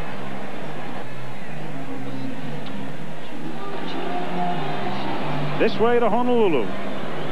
Eastbound or Diamond Head bound. Takes you right to Aloha Stadium where early evening approaches. Yes, it does. Just adjacent to Pearl Harbor. Spectacular view from here in the stadium. It is. Where our booth is situated, that we're right at the 50-yard line, and we look out at the, obviously, the playing field. If we just walk 5 feet out the back of our booth, we get a magnificent view of Pearl Harbor. Look right at the Arizona Memorial. This is a spectacular scene. The stadium's been open about 20 years now. And as we said before, has hosted this game every year since 1980. But there's a bit of a competition going on. Orlando, Florida wants to host this game. So does the Phoenix area. And Honolulu clearly wants to retain him. It's something the league is going to have to deal with. Paul Tagliabue was over and met with the governor this week. And Paul, in fact, is on his way to San Diego to discuss next year's Super Bowl with some of the San Diego business leaders tomorrow. Some question as to whether the Super Bowl is going to be played in San Diego next year, contingent upon how a judge rules in regard to a vote that determines whether that stadium will be funded sufficiently for expansion. Well, Jack Murphy Stadium is already partially dismantled, and the process has already begun, and now the question is, will there be enough money left to finish it in time for the Super Bowl? First down from the 22-yard line, and that's incomplete. So that's a pressing issue right now for the commissioner, who's on his way to Southern California. Lynn Swan, what you got, Lynn? Well, I've got Rod Woodson standing over here, and we talked to Jerome Bettis about his free agency. You're also a free agent. Have the Steelers talked to you? Where do you stand? Hey, to my knowledge, at this point in the all season, they haven't talked to me. And, if they will, I have no idea. I have no idea until they contact my agent, Eugene. And hopefully they will. If they don't, then I have to take all the options to take care of my family and myself. Is it a little disappointing the fact that they haven't come to you and made an offer at this point? I'm hurt. I think that I gave 10 good years with those guys, and I wish they would come to me and make me an offer that is reasonable in the marketplace. But to this point, they haven't. Another guy on your defensive unit, Chad Brown, is also a free agent. They gave a lot of money to Greg Lloyd last year. Looks like they're going to give some money to the Bettis. Do the Steelers have enough room under the cap to get all of you guys signed? Well, since it's a smaller market, maybe not. But, I think that somewhere along the line, I think they have to truly care about a team and getting to the Super Bowl and winning the Super Bowl.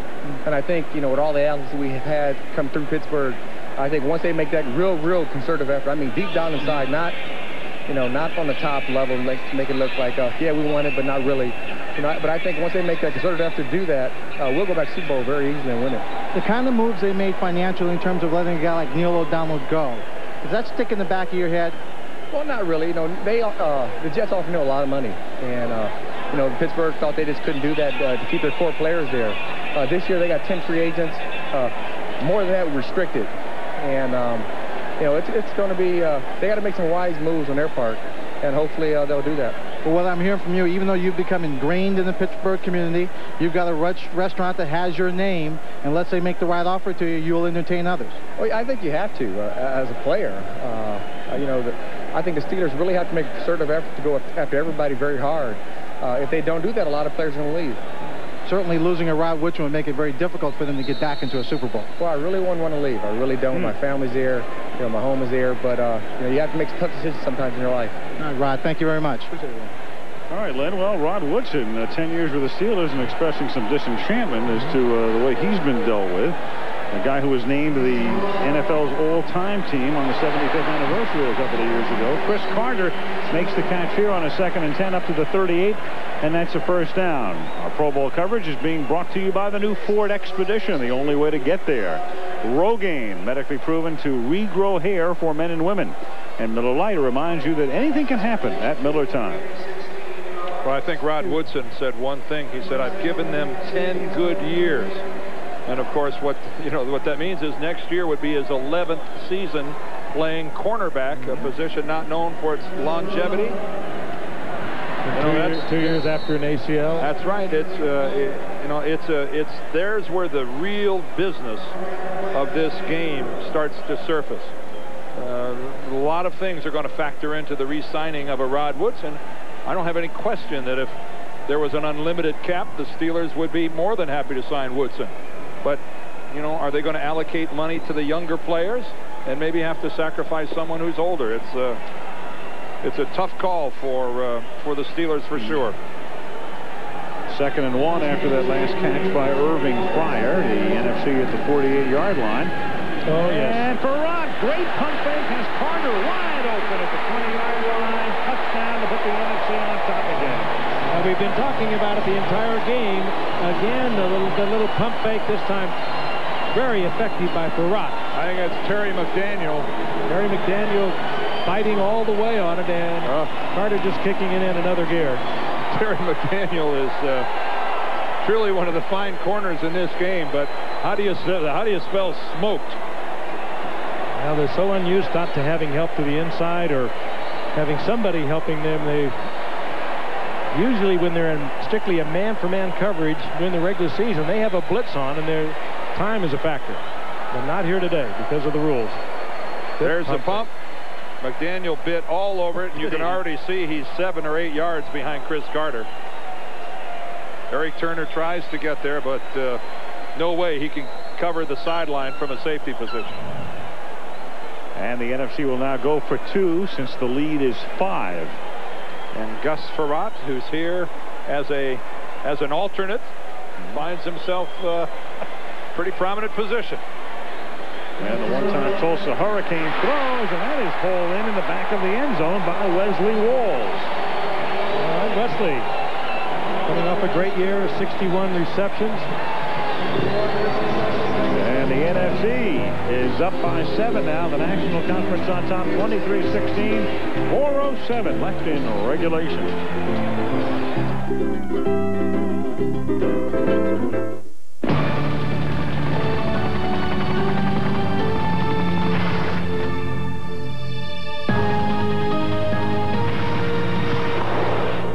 What I saw? Unbelievable. Did you see what I saw? It is getting so crowded around here. We're out of here.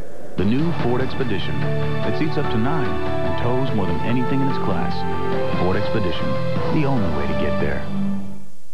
This is Dick. Dick is a creative superstar and the man behind the advertising you're about to witness. We gave Dick a 6-pack of Miller Lite and a typewriter and asked him to create a Miller Time concept. Dick said, okay, but only if his best friend Jimmy could check the product out first. Watch this. Test it. Gotta test it out, check it. Test it. Make sure it's alright, test it. Test it. Make sure it's alright, test it. Making sure it's good.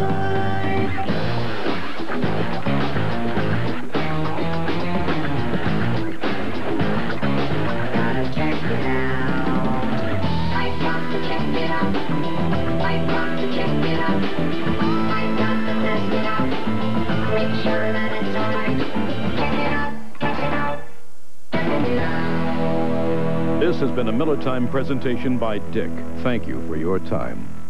This week, it's extraordinary, amazing secrets of memory and aging revealed by new science only on ABC's World News Tonight with Peter Jennings. Once released for $100, put on waivers, Chris Carter has been a magnificent buy. Buddy Ryan, the Philadelphia Eagles, didn't think Chris Carter was the man. Right. He has been spectacular for the Minnesota Vikings after Buddy said, see you later, or aloha. Yes, and Chris said mahalo. That's very much. David Meggett is going to run this one back. Oh, he's exciting. 37-yard line. And let's go to Leslie Visser again. Leslie. Al, Well, here's a man who Drew Bledsoe did not want to see today. 3 sacks a week ago in the Super Bowl. Did you get near him today, Reggie? Well, I got near him a little bit, 1 or 2 times. Reggie, you were just saying before that you were actually too drained to cry after the Super Bowl. Why is that? Yeah, it was really hot in the dome, and it was so emotional, and us getting a victory. We were just too tired to really get real emotional. What do you think that visibility from the Green Bay Packers and from winning the Super Bowl can do for you and the things you're trying to accomplish? I think it gives me an opportunity, of course, to share the gospel. I think in sharing the gospel, we have to create opportunities. We're about to strike a deal with the city of Indianapolis and the state of Indiana to do 3-on-3 basketball facilities, and we want to stem other businesses from that to create business opportunities for the people in the community. So that's the exciting part about it. Well, Chris Carter's a great basketball player. You might want to round him up. Yeah, I got to round him up. Yeah. Thanks, Reggie. Congratulations on quite a year. Back to you guys. Okay, Les, it's 2nd down and 10 after Ben Coates was on the other end of that pass, and Merton Hanks provided the coverage. Merton Hanks provided spectacular coverage. Watch this play by Merton Hanks. Brunell on the roll, delivers it right to Coates, but look at Hanks. Took an arm out of there. Yep, comes around with his left arm and pulls down the left arm of Coates. The right arm, of course, could have drawn a flag, but it didn't. 2nd and 10. Textbook coverage. 37-yard line. They set up a middle screen. Goes to Meggett. And the New England Patriot has the ball at the 49-yard line in NFC territory, and the flag is down. Dave Meggett, of course, having extended his career under his Giants coach, Bill Parcells. When Bill went to New England, he was one of the players he wanted. Well, look at this. This is a face mask penalty against the NFC, which will advance the ball even further. And all 3 timeouts remaining for the AFC. Lots of time to get in the end zone. I think it was on William Thomas of the Eagles. Only the 5-yard. He took it off. He didn't drag him down by it, and thus only the 5-yard version of the face mask penalty. Spots it at the 45. Garden variety face mask. That's exactly right. First down, AFC at the 45. And Frank, you mentioned the Giants. The Giants and the Jets, 2 of the 4 teams without a player in this game. Neither team has had a guy in the Pro Bowl for the last 2 years. Atlanta does not have a player in this year. And amazingly, the Chicago Bears have not had a player in the Pro Bowl for the last 3 years. That is surprising. And, and they've had a relative amount of success. So if he wants that, must be doing a pretty good job if they don't have anybody good enough to go to the Pro Bowl for 3 years. Well, they've had some product. Curtis Conway's given them a lot of productivity, but the competition at wide receiver in this league is so stiff. You got to be a triple-digit receiver to get a look at this game. 3rd and 7. Obviously, the communication system that was set up for the AFC not working today, so Tom Coughlin going to the walkie-talkie. Dom Capers with the more conventional communication. But Dom, the difference with Dom is that Dom's always keeping those copious notes during the game, but not today. 3rd down and 7.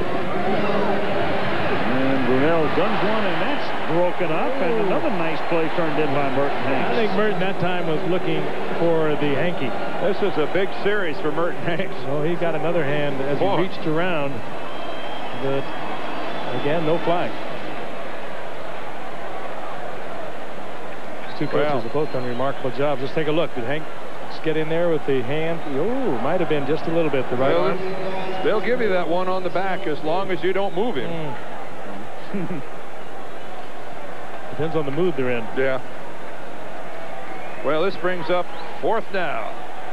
4th and 7 with 2:50 to go in the 4th quarter. Looking to convert. Brunell tipped, batted, incomplete. Tipped by Bryant Young of the 49ers, a guy who was down on the field for several minutes in that 49er-Packer playoff game. A lot of concern as to his injury, and as it turned out, it was nothing serious, and quite obviously it's nothing serious as he's playing today. Well, with all 3 timeouts remaining and 2 minutes and 43 seconds left on the clock, if the AFC doesn't give the NFC a first down, they will get the ball back. They will get one more try if they can keep the NFC from getting a first down. Keep in mind, the winning players take away 20,000, the losers take away 10. And like we said at the beginning of this game, that starts to make a big difference here in the late moments. Of course, Lance took away $1 million. Yep. Lance Alstott. Spread over, what, 30 years? 30 years. Yeah, it's a little deceptive. This is Larry Centers to the 50. That pays a few bills, though, for the next 3 decades. That's like leaving the almonds out. I'm sure Lance isn't complaining. No, it's plenty of almond joy, believe me. I think that's a different company, Al. Oh, it is. Okay, well, we blanket the earth here. What can I tell you? How are you to know? Yes. Brett, well, at least Brett stayed to the end of the game. We'll give him credit for that. We've had a few guys leave early over the years. Yep. Well, he's got a plane to make too, doesn't he? So, Wani, what's happening, Lynn? The guys who have played a lot of Pro Bowls, he's played in his first. He's playing right tackle and left tackle. I want to know your take on this game now as we wind it down. I like playing left tackle a lot better, man. It's ugly over there at right side, but I'm having fun, playing against great players, and it's been a good time. Playing against great players. You had a great game against Bruce Smith, and a lot of offensive linemen make reputations when they go up against the best, and they can handle them. Well, that was just I'm glad we won that game, and Bruce Smith's a great player, and that's how you do make a name against yourself, play solid, and he's such a great player. He's been in this game a lot of times, supposed to be here this week, and I'm just happy that I had a good game against him, and hopefully I'll be consistent next year also. You had a chance to play with Bruce Matthews, went to USC. He's got 12 years of experience on you and about 8 more Pro Bowls than you. Was this a good place for you to learn and pick up some new trades? Well, I was picking his brain a little bit, just talking to him what the game was going to be like, about, the old days and about SC. And it's been a lot of fun talking to Bruce, and hopefully it's a guy I keep in touch with over the years and pick his brain even more next year. All right. You feel okay about playing this game? Yeah, it's fun. It's a fun game, Kind of wish it was grass out here a little bit. I got a couple turf burns. That'd be nice. But besides that, it's fun. Well, maybe next year. All right, let's go over to Leslie Visser. Right now. Ready? Well, right now, I think I might be with, so far, the hero of the game, unless it's Lance the kicker. But, Chris, could you talk a little bit about this touchdown? Well, we were running some counter routes against him early in the game, and we ran one against McDaniels. He bit on the quick fake, and then we went downtown on the deep throw. Gus made a good throw, and just praise be to God, that 20,000. Hey, what about for your team? That you might lose a couple free agents, maybe Randall McDaniel. What do you see for the Vikings? Well, I have an extra 20 grand to put on the cap, so we need to keep our players, add some big people maybe in the middle, and then try to go back at it next season. Well, we'll see. We hope you get back there. All right. Thanks, Chris. Back to you guys. Okay, last one. Chris Carter already counting his money. Counting it, isn't he? Yeah, he washed and pressed his dollars. Well, the NFC has the first down, and this is Larry Centers taking it to the 45 as we tick down toward the 2-minute warning. You think of Ohio State, you don't necessarily think of great receivers. Woody Hayes and the great running game. Here we have an elder receiver in Chris Carter, and of course now we see Terry Glenn, who takes the NFL by storm. Yep. Look at the Buckeyes in an entirely different light. 2-minute warning.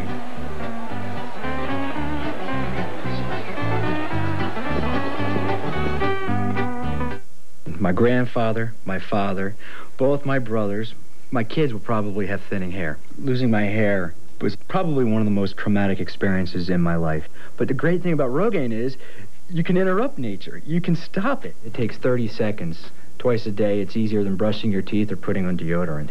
About 4 months later, my wife walked by and she just was, hey, wait a second. You're growing hair. Check this out. And it's thicker. It's fuller. It's great. I'm a user for life. I feel very safe in this car. People love talking about Ford Taurus. I mainly bought it for safety and security. I like the way it looks. This car has everything I need to fit my lifestyle.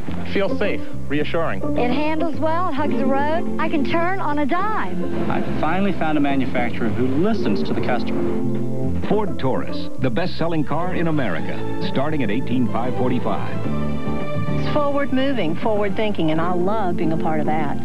You can't beat it. Took it to the next level. Morning number 3, smoke-free. Nice going Nicoderm CQ. Doing fine with no help, thanks. You want to cheat? No. Come on, just one. No. I hate how calm you are. That's the CQ. Only Nicoderm CQ puts the highest level of medicine in your system. A 24-hour stream that's still with you when you wake up. It helps calm the cravings. You'll see. Nicoderm CQ. The power to calm, the power to comfort, the power to quit successfully. ABC network premiere from Tom Clancy's #1 bestseller. Harrison Ford, James Earl Jones, clear and present danger, ABC Monday. The humpback, it's whale season here in Hawaii. Hey, they are really fun, aren't they? Yep. Get a chance to take a boat out and watch them. And yeah. Friendly little fellers. They are, somehow, which is a good thing. They stay away from the boats, thank God. Well, when you go out to do them, to go look at the whales, make sure you go on an organized. Don't try to do that yourself. Don't want to get too close to those guys, but if you go on one of the charters, they have a great deal of success getting close to them. And what a sight it is. Larry Centers carrying the ball. And our spotter, Malibu Kelly Hayes, tells me that stop was made by the AFC. And they were out of timeouts. Ken Wolf, our producer. Craig Janoff directing. And as we wrap up another season, Mark Perklotz, our technical director, and Big Ben Harvey over here. Jaime Bravo, our associate director, and the gang's all here as we wrap up another year. And our thanks up in the booth. Kim Bowers kept the kennel going all year. Victor Vettorelli and Chris Pfeiffer doing great work. George Hill, our statistician. Steve Hurd, our brains and research. And Malibu Kelly Hayes, otherwise known as Kaka'ako Kelly Hayes, once every year. And once our again, illustrious spotter. And once again, an undefeated season by Kenny Wolf and Craig Janoff, who beat Vittorelli and Pfeiffer to a pulp every week they played basketball all season. It was a pretty embarrassing performance by our BAs this year. Hopefully they'll get better. Ricky Waters picks up about 3 as he takes it to the 38-yard line. Coughlin checking out the clock, but there's not a lot he can do about it right now as the AFC is out of timeouts. The NFC with a 4th down and a long one at the 38-yard line. Well, they count every second of this down. They don't care if they're penalized. But again, if they don't on the field. If they don't convert, the AFC will get another whack at it. They've already sent Matt Turk of Wisconsin Whitewater and Washington Redskin fame out to do the punting. Junior Seau. Ferocity personified. And Drew Bledsoe, this is his 2nd appearance in the Pro Bowl. He was here a couple of years ago. What a grizzled veteran he is, huh? 24. There's Frank Winters, Packers center, who playing in his first Pro Bowl on the heels of a Super Bowl. He plays Ray Donald's, didn't he? You know, we saw Drew Bledsoe, grizzled veteran. He's 24 years old, which is not old enough to rent a car in Hawaii. You try to rent one, you have to be 25. Do you really? You do. So you can start a Super Bowl in your 4th year in the league, but you're not old enough to rent a car. Well, Drew ought to be in a limo anyway. That's right. Good point. No, he's old enough to go buy one, though. By the dealership. Have to be 20. What are they afraid? You're going to leave the island with it? I guess. What do you... This is the only place where you can't steal a car. It's another good point. Turk hits one into the end zone and beyond, and so the AFC saw timeout with their last opportunity with 1:01 to play in the 4th. And let's get the final word from Sewanee. Well, Al, you know, at the end of the season, who would have thought that there would have been 11 head coaching changes in the National Football League after the season? And the San Diego Chargers, Junior, you got to break in another head coach. Well, actually, you know, Gilbride's a great coach, and he has a great track record. So, you know, I look forward to meeting him probably tomorrow. But, you know, he has a great track record where he can lead us, and hopefully we'll win more games than we did this year. When you meet with a Gilbride, what are the things that concern you? What would be some of the things you will want to ask him? Well, Lynn, all I'm going to do is listen. You know, I'm pretty sure he understands where I'm coming from in the sense of playing a game of football. More importantly, I just need to get on track with him of what he wants from me. But doesn't a head coach coming into a new job, doesn't he need to get a take on the team? He needs some players who are going to give him some insight into what he's coming into? I think Gilbride will look to me for some insight. I mean, being one of the leaders with a number of players on the team, I feel that we can get the nucleus together and hopefully share some words where we can hopefully win in the upcoming season. All right, Junior, thank you very much. I wish somebody a happy birthday. Taylor, happy birthday. All right. Thank you, Junior. All right, Tom Coughlin ready to call in the next play. It's 2nd down and 10 after the incomplete pass. Henry Mills, a special teams player. By the way, I promised Kevin Glover, the center for the Lions, I'd say hi to his wife, Sestine. She's due in a couple of weeks and couldn't make the trip. And he says, wait for me. Don't do anything till I get home. We'll be home tomorrow. 2nd and 10. And going deep, and a perfect pass. Tim Brown, and Williams can't run him down. Touchdown. And now do they go for one in the tie or try to win the game right here? Williams, unbelievable. Again. Unbelievable. Now Tom Coughlin, boy, does he have a tough call. Boy, does he have a tough call. 1-point game at the moment. If it was a regular season game, you figure they'd send it to overtime, but let's see what Coughlin decides here. Well, I think some of his defensive players are already undressed, have taken off their shoulder pads. He might have to go for 2. We asked him yesterday, and he was rather firm in the fact that he would go for it, too. He's got his kickers out there. This is a $500,000 go. He's going to kick it. They don't have a timeout. No, he's got Blanchard and Gardocki out there. They're going to kick. With 44 seconds left in the 4th quarter. Tim Brown, almost 500 regular season receptions. What a clutch player. To try to tie it. Blanchard. Well, with 44 seconds remaining in the game, and half the people have gone home, Chris Carter's $20,000 has just been a small withdrawal, at least temporarily. There's been a hold placed on his account. There has been. Now the rest of this game is going to be played for $10,000. And Aeneas Williams is walking over to the NFC sidelines trying to figure out what in the heck happened. Holy shnikes. Williams has been tattooed a couple of times today. $10,000 differential between the winner and the loser. So it gets very interesting. Hasn't this been an interesting 4th quarter? Funny how coaches talk about going for 2 and a win before the game, and then it really happens, and they become more conventional. You know, you've got how could Tim Brown get that far past Aeneas Williams? In less than a minute left to play in the game, you got to wonder if Aeneas just didn't have some type of a... Again, Dan, you can't go into a prevent defense. You're not allowed to. But you're man-to-man. I agree with you. As a corner, you're allowed to give a lot of room. Give him anything but the deep one. I'd give him a cushion. It'd be unbelievable. He's probably thinking about that right now. Well, the NFC has all of its timeouts, so they have 44 seconds and 3 timeouts to try to set it up for a game-winning field goal by Casey. And they've got Bates deep here now, right?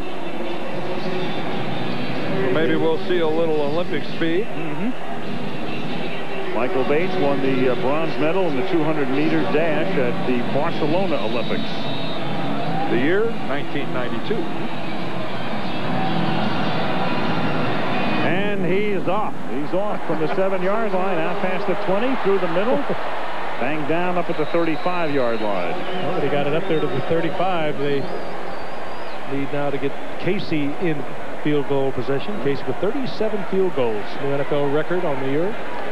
About another 35 yards, and they give Casey a fairly legitimate shot here.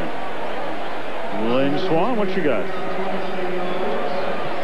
All right, Tom, give us your thinking why you didn't go for 2, why you went for the 1. Well, we want to win the football game. We had an opportunity there. We'd already used our 2-point play, so we go ahead and kick, and we'll see what happens here. We go ahead and try to win it like we would a normal game. Okay. Yeah. As we said, you can say one thing the day before, then it really happens, and back to convention you go, and the pass is caught for a first down by Bruce, who more importantly steps out of bounds to stop the clock with 32 seconds. Let's go back and take one more look at Tim Brown. Well, they had run an out right before this. Well, Tim Brown, a little fake to the out. Just that Williams step went for it. And a little pump fake, and it was right in the hands, perfectly thrown. But he gives that little stutter step like he's going to the outside. I mean, that's that break to the outside is a pattern you give a receiver when you're protecting a lead in the last minute of a game. That pass, Isaac Bruce can't make the catch. Inbounds, and it's 2nd down and 10.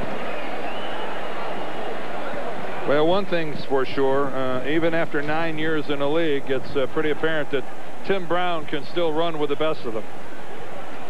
Like I said, almost 500 career receptions, regular season receptions, and so many of them clutch receptions. Who are these two? I know the dancer. I don't know about the other one. 2nd down 10, 26 seconds remaining. The game is tied. Farrat throwing, and that's incomplete. Lynn Swann, you got Tim Brown right there. Talk to me, Timmy. Tell me what happened out there.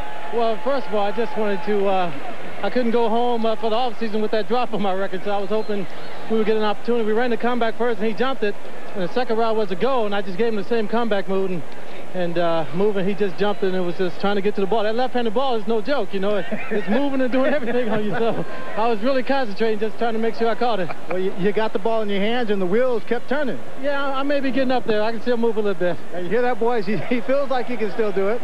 Al? He can do it. 3rd down and 10 now for the NFC. Can they convert here and try to set up a Casey field goal? And that's caught by Wesley Walls, and he's inside the 30. He's down at the 20. They can take a timeout and set up a game-winning field goal. Well, Wesley Walls picks up about 12 yards after he's initially hit in the secondary of the AFC. Now that is some effort by Wesley Walls, dragging people for extra yardage. He's turned into a premier tight end of the National Football League. He was with the 49ers for 5 years, only had 11 receptions. In the last 3 years with New Orleans and now Carolina, he's had 156 receptions. He has really blossomed.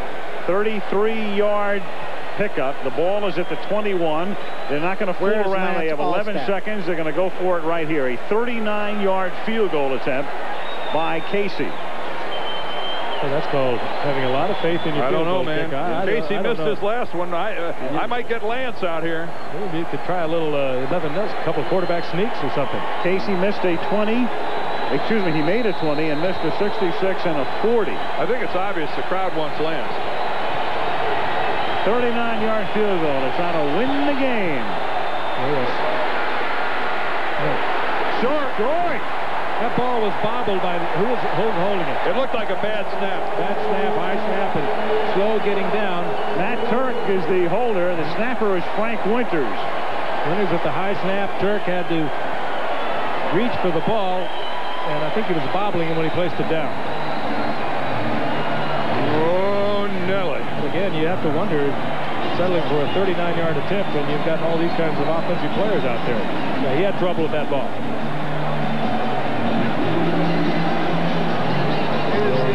Just short. Couldn't get enough leg in it. Just short. Another good look. They're still short. So the $1 million kick was good, and the $10,000 kick was no good. Well, if you wrap that all up, that's about, what would it be for 43 players, $10,430,000? Right. Think Tom Coughlin wants to win this game? Plus the coaches, it's about a $500,000 difference. And the AFC now can run out the clock or throw a Hail Mary or whatever, and they've chosen the latter option, and Brunell is going to launch deep downfield and see what happens, and it's knocked down by Eric Davis of the Panthers. OT. And so for the second time in history, this game goes into overtime. I'll tell you what, that's a smart play, because any type of a defensive penalty down there, AFC can just trot their field goal team out there and kick it. Yep. It's the football season that will never end. 23-23. The Pro Bowl goes to overtime. Back after this message and a word from our ABC stations. It's one of the most comfortable cars I've ever driven. People love talking about Ford Taurus. It's fun to drive. It really is. With Taurus, you fit in no matter what size you are. I'm big. I'm surprised by how much room there is inside it. Everybody in my family's big. Just turn the wheel a fraction of an inch. The car responds. There's a lot more room. It's designed so I don't have to search for anything. The seats feel like they wrap around you. It's a state-of-the-art car. Ford Taurus, the best-selling car in America, starting at $18,545. This car is a pleasure to drive. I have fun. It's a beautiful thing.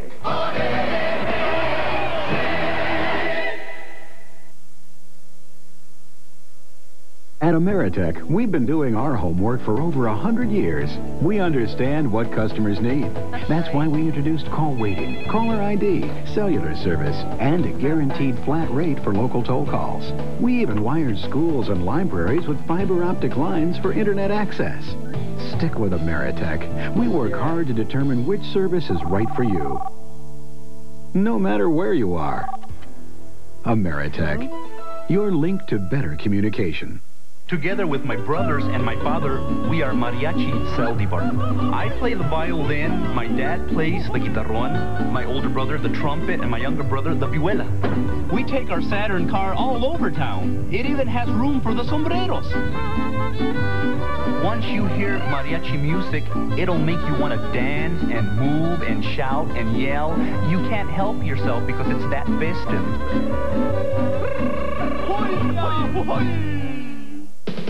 I'm feeling good from my head to my shoes. Know where I'm going and I know what to do. Sprucing up my point of view. I got a new Robbie too.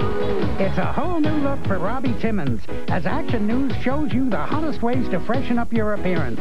Makeup, clothes, hair. Robbie's got the answers and a surprise new look. I've got a new Robbie too. Monday at 5.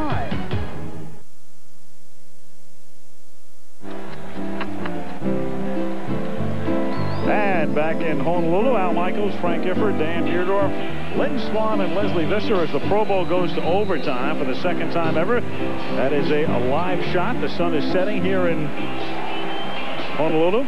And this is postseason overtime, right, Yes. Al? And that means no 15 minutes and then we have a tie. Nope, we can play right up until, I guess, the Hall of Fame game in Canton if need be. But if all of these players representing what they represent can't score in 15 minutes, we ought to all go home. Well, we're not. And the kick received by the AFC, taken in by Dave Meggett. Now past the 20, and Meggett brings it back to the 25-yard line. The only other time this game went to overtime was in 1993. The AFC beat the NFC 23-20. What year was that? In 93. Nick Lowry kicked the field goal 4 minutes, 9 seconds into overtime.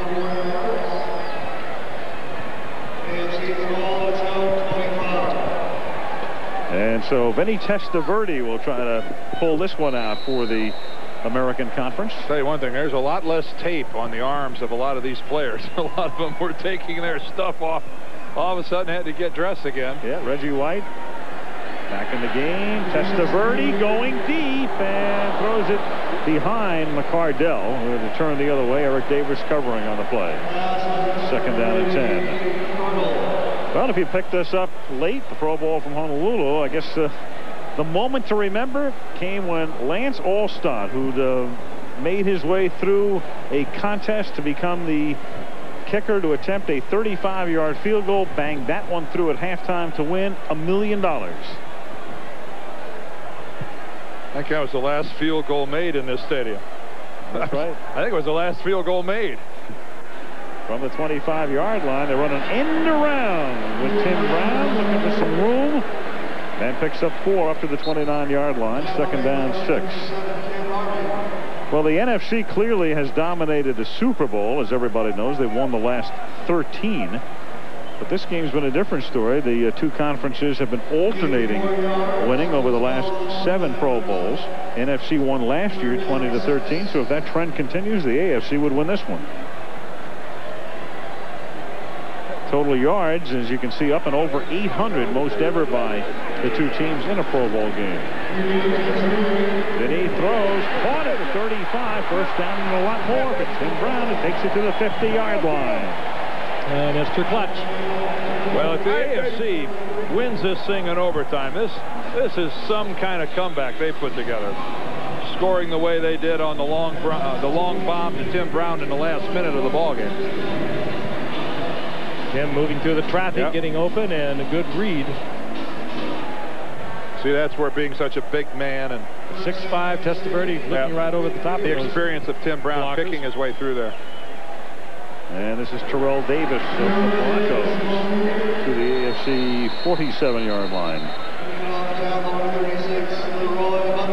Dom Capers watched his team have what appeared to be an insurmountable lead, and then the pass to Brown, and now the AFC trying to position itself for, at worst, a game-winning field goal attempt. I don't think we've seen Terrell Davis since the first quarter, have we? Well, he's been playing a little sparingly through the game. Hasn't done much. Trying to call for volunteers here in overtime. Yeah. No, I don't think anybody's volunteering. These guys have all been drafted. Ooh, Reggie got there. Testaverde throws, and that's incomplete. And Darrell Green is there, and you can tell they sort of mean business here as he undercuts Carl Pickens. And Reggie drops Vinny. And Darrell Green right there to give him a hand to pick him up. Darrell Green, one of the classy people in this game. You make a drive on the player. Of course, Green trying to take him out of bounds if he does catch the football. Yep, just a little overthrown. Third down, 6 now from the 46-yard line in overtime. Testaverde guns one, caught inside the 30-yard line by Keenan McCardell of the Jaguars.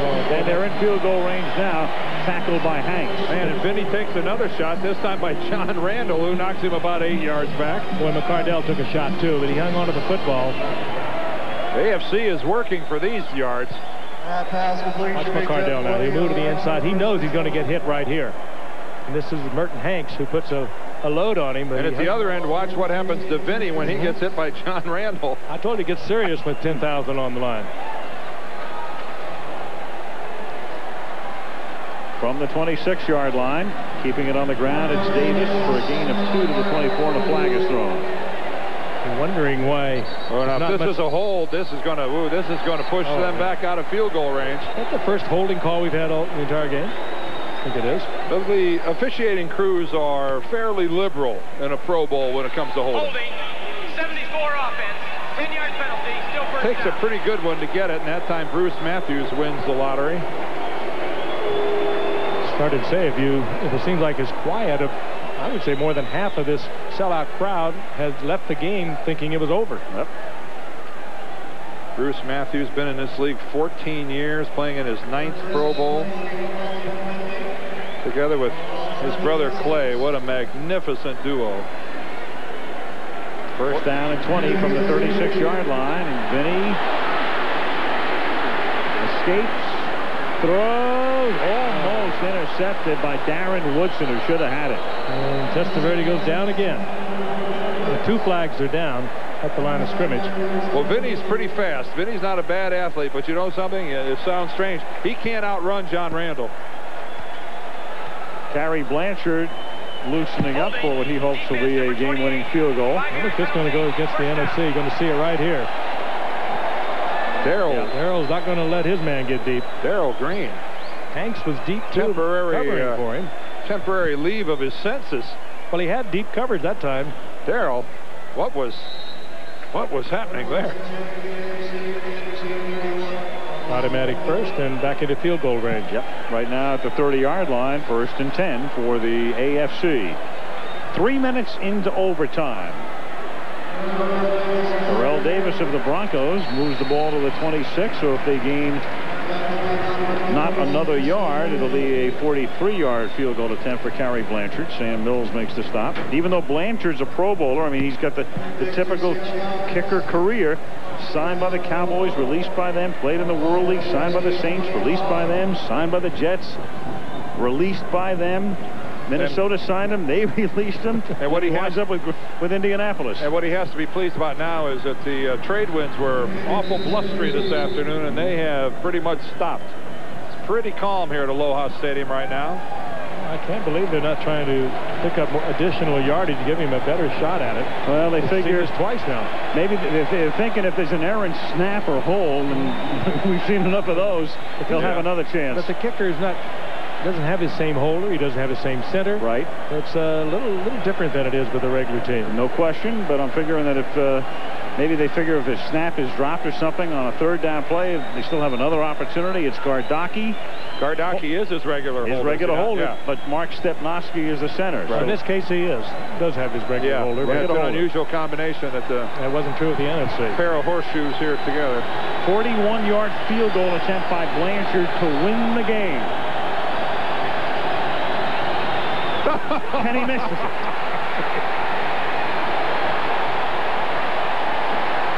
Well, that's a Pro Bowl kicking. What a wacky day. The two Pro Bowl kickers can't buy a kick, and a kid comes out of the stands and makes one for $1 million. This is bizarre. You know, All-Star's going to get about 9 offers. I think Blanchard and Casey are flying home and coach. Well, at least Casey knows I may get a shot to redeem myself. A major duck hook into the woods, out of bounds, left of the #1 fairway.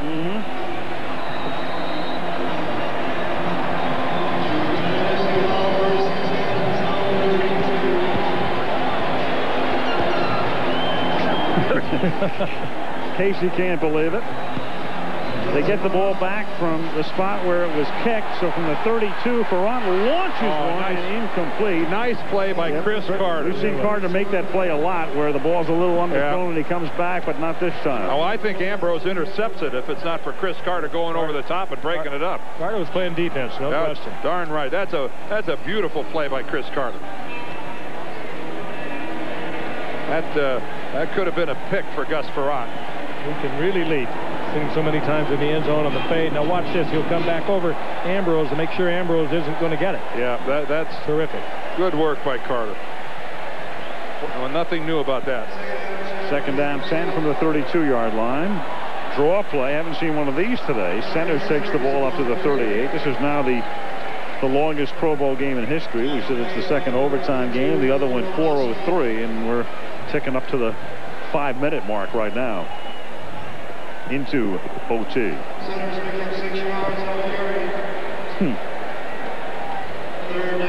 You know, it's only fitting that it's what, 11:35 on the East Coast. These are our hours. That's right. Sunday night football. We are used to working this late. And that's incomplete. Isaac Cruz was the intended receiver. And it's 4th down. Casey today made one from 20, which is extra point distance, and then missed the other 3. Yeah, missed one from 66. That looks a little funny. That was the last kick of the first half. From 28, missed one from 55, and what would have been the game winner from 41. And there it is. The All-Stars are 2 of 7, and the Boy Wonder is 1 of 1. Well, he's made the most money today. He's earned it, I guess. Jim Schwantz ready to head downfield. Matt Turk.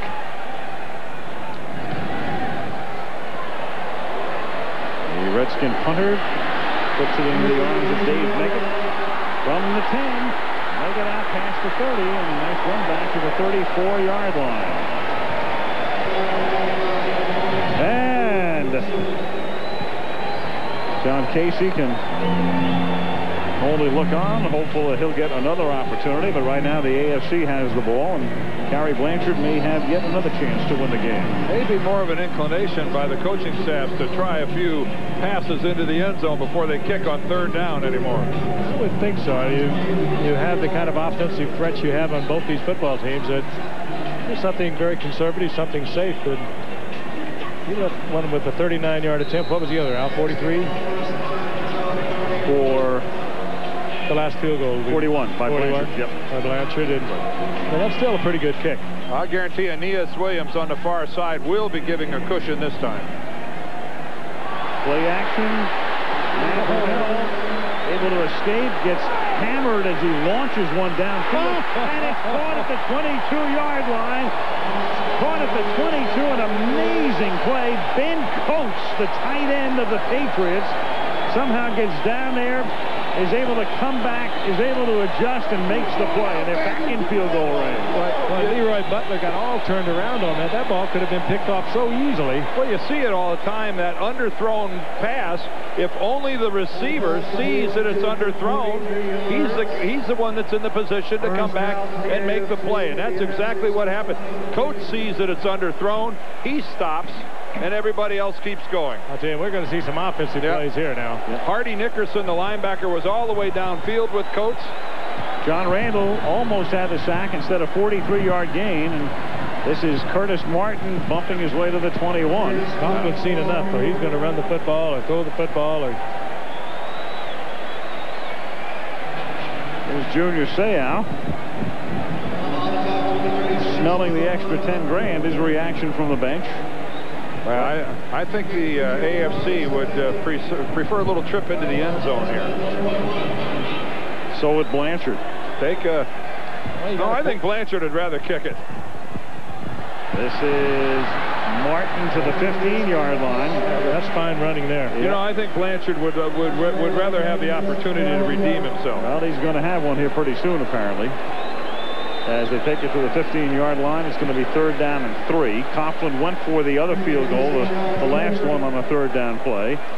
But here, we have seen some yardage. You know, we had the most yardage, and we've seen a bunch since then. 3rd down and 3, and they keep it on the ground, and it's Martin, and they lose yardage. So now it's going to be a 38-yard, 37 or 8-yard attempt by Blanchard. Here he comes again.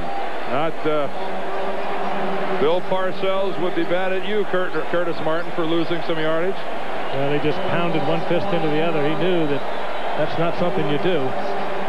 He's not your coach anymore, and he's still mad at you, I'll guarantee you. Well, by God, this put the excitement back in the field goal, hasn't it? Yep, Bruce Matthews is not going to snap this one. It's going to be a 37-yard attempt to win the game.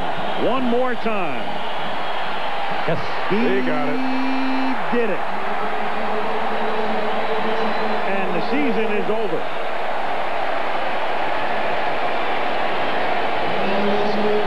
Eight minutes, 16 seconds into overtime. And Tom Coughlin's decision to tie it up at the end of regulation turns out to be the right decision for the AFC. He ends up winning it.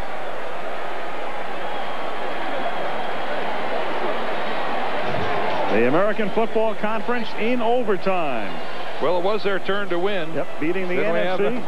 They've alternated victories over the past 8 Pro Bowls. And the AFC wins it by a score of 26-23 in the Pro Bowl.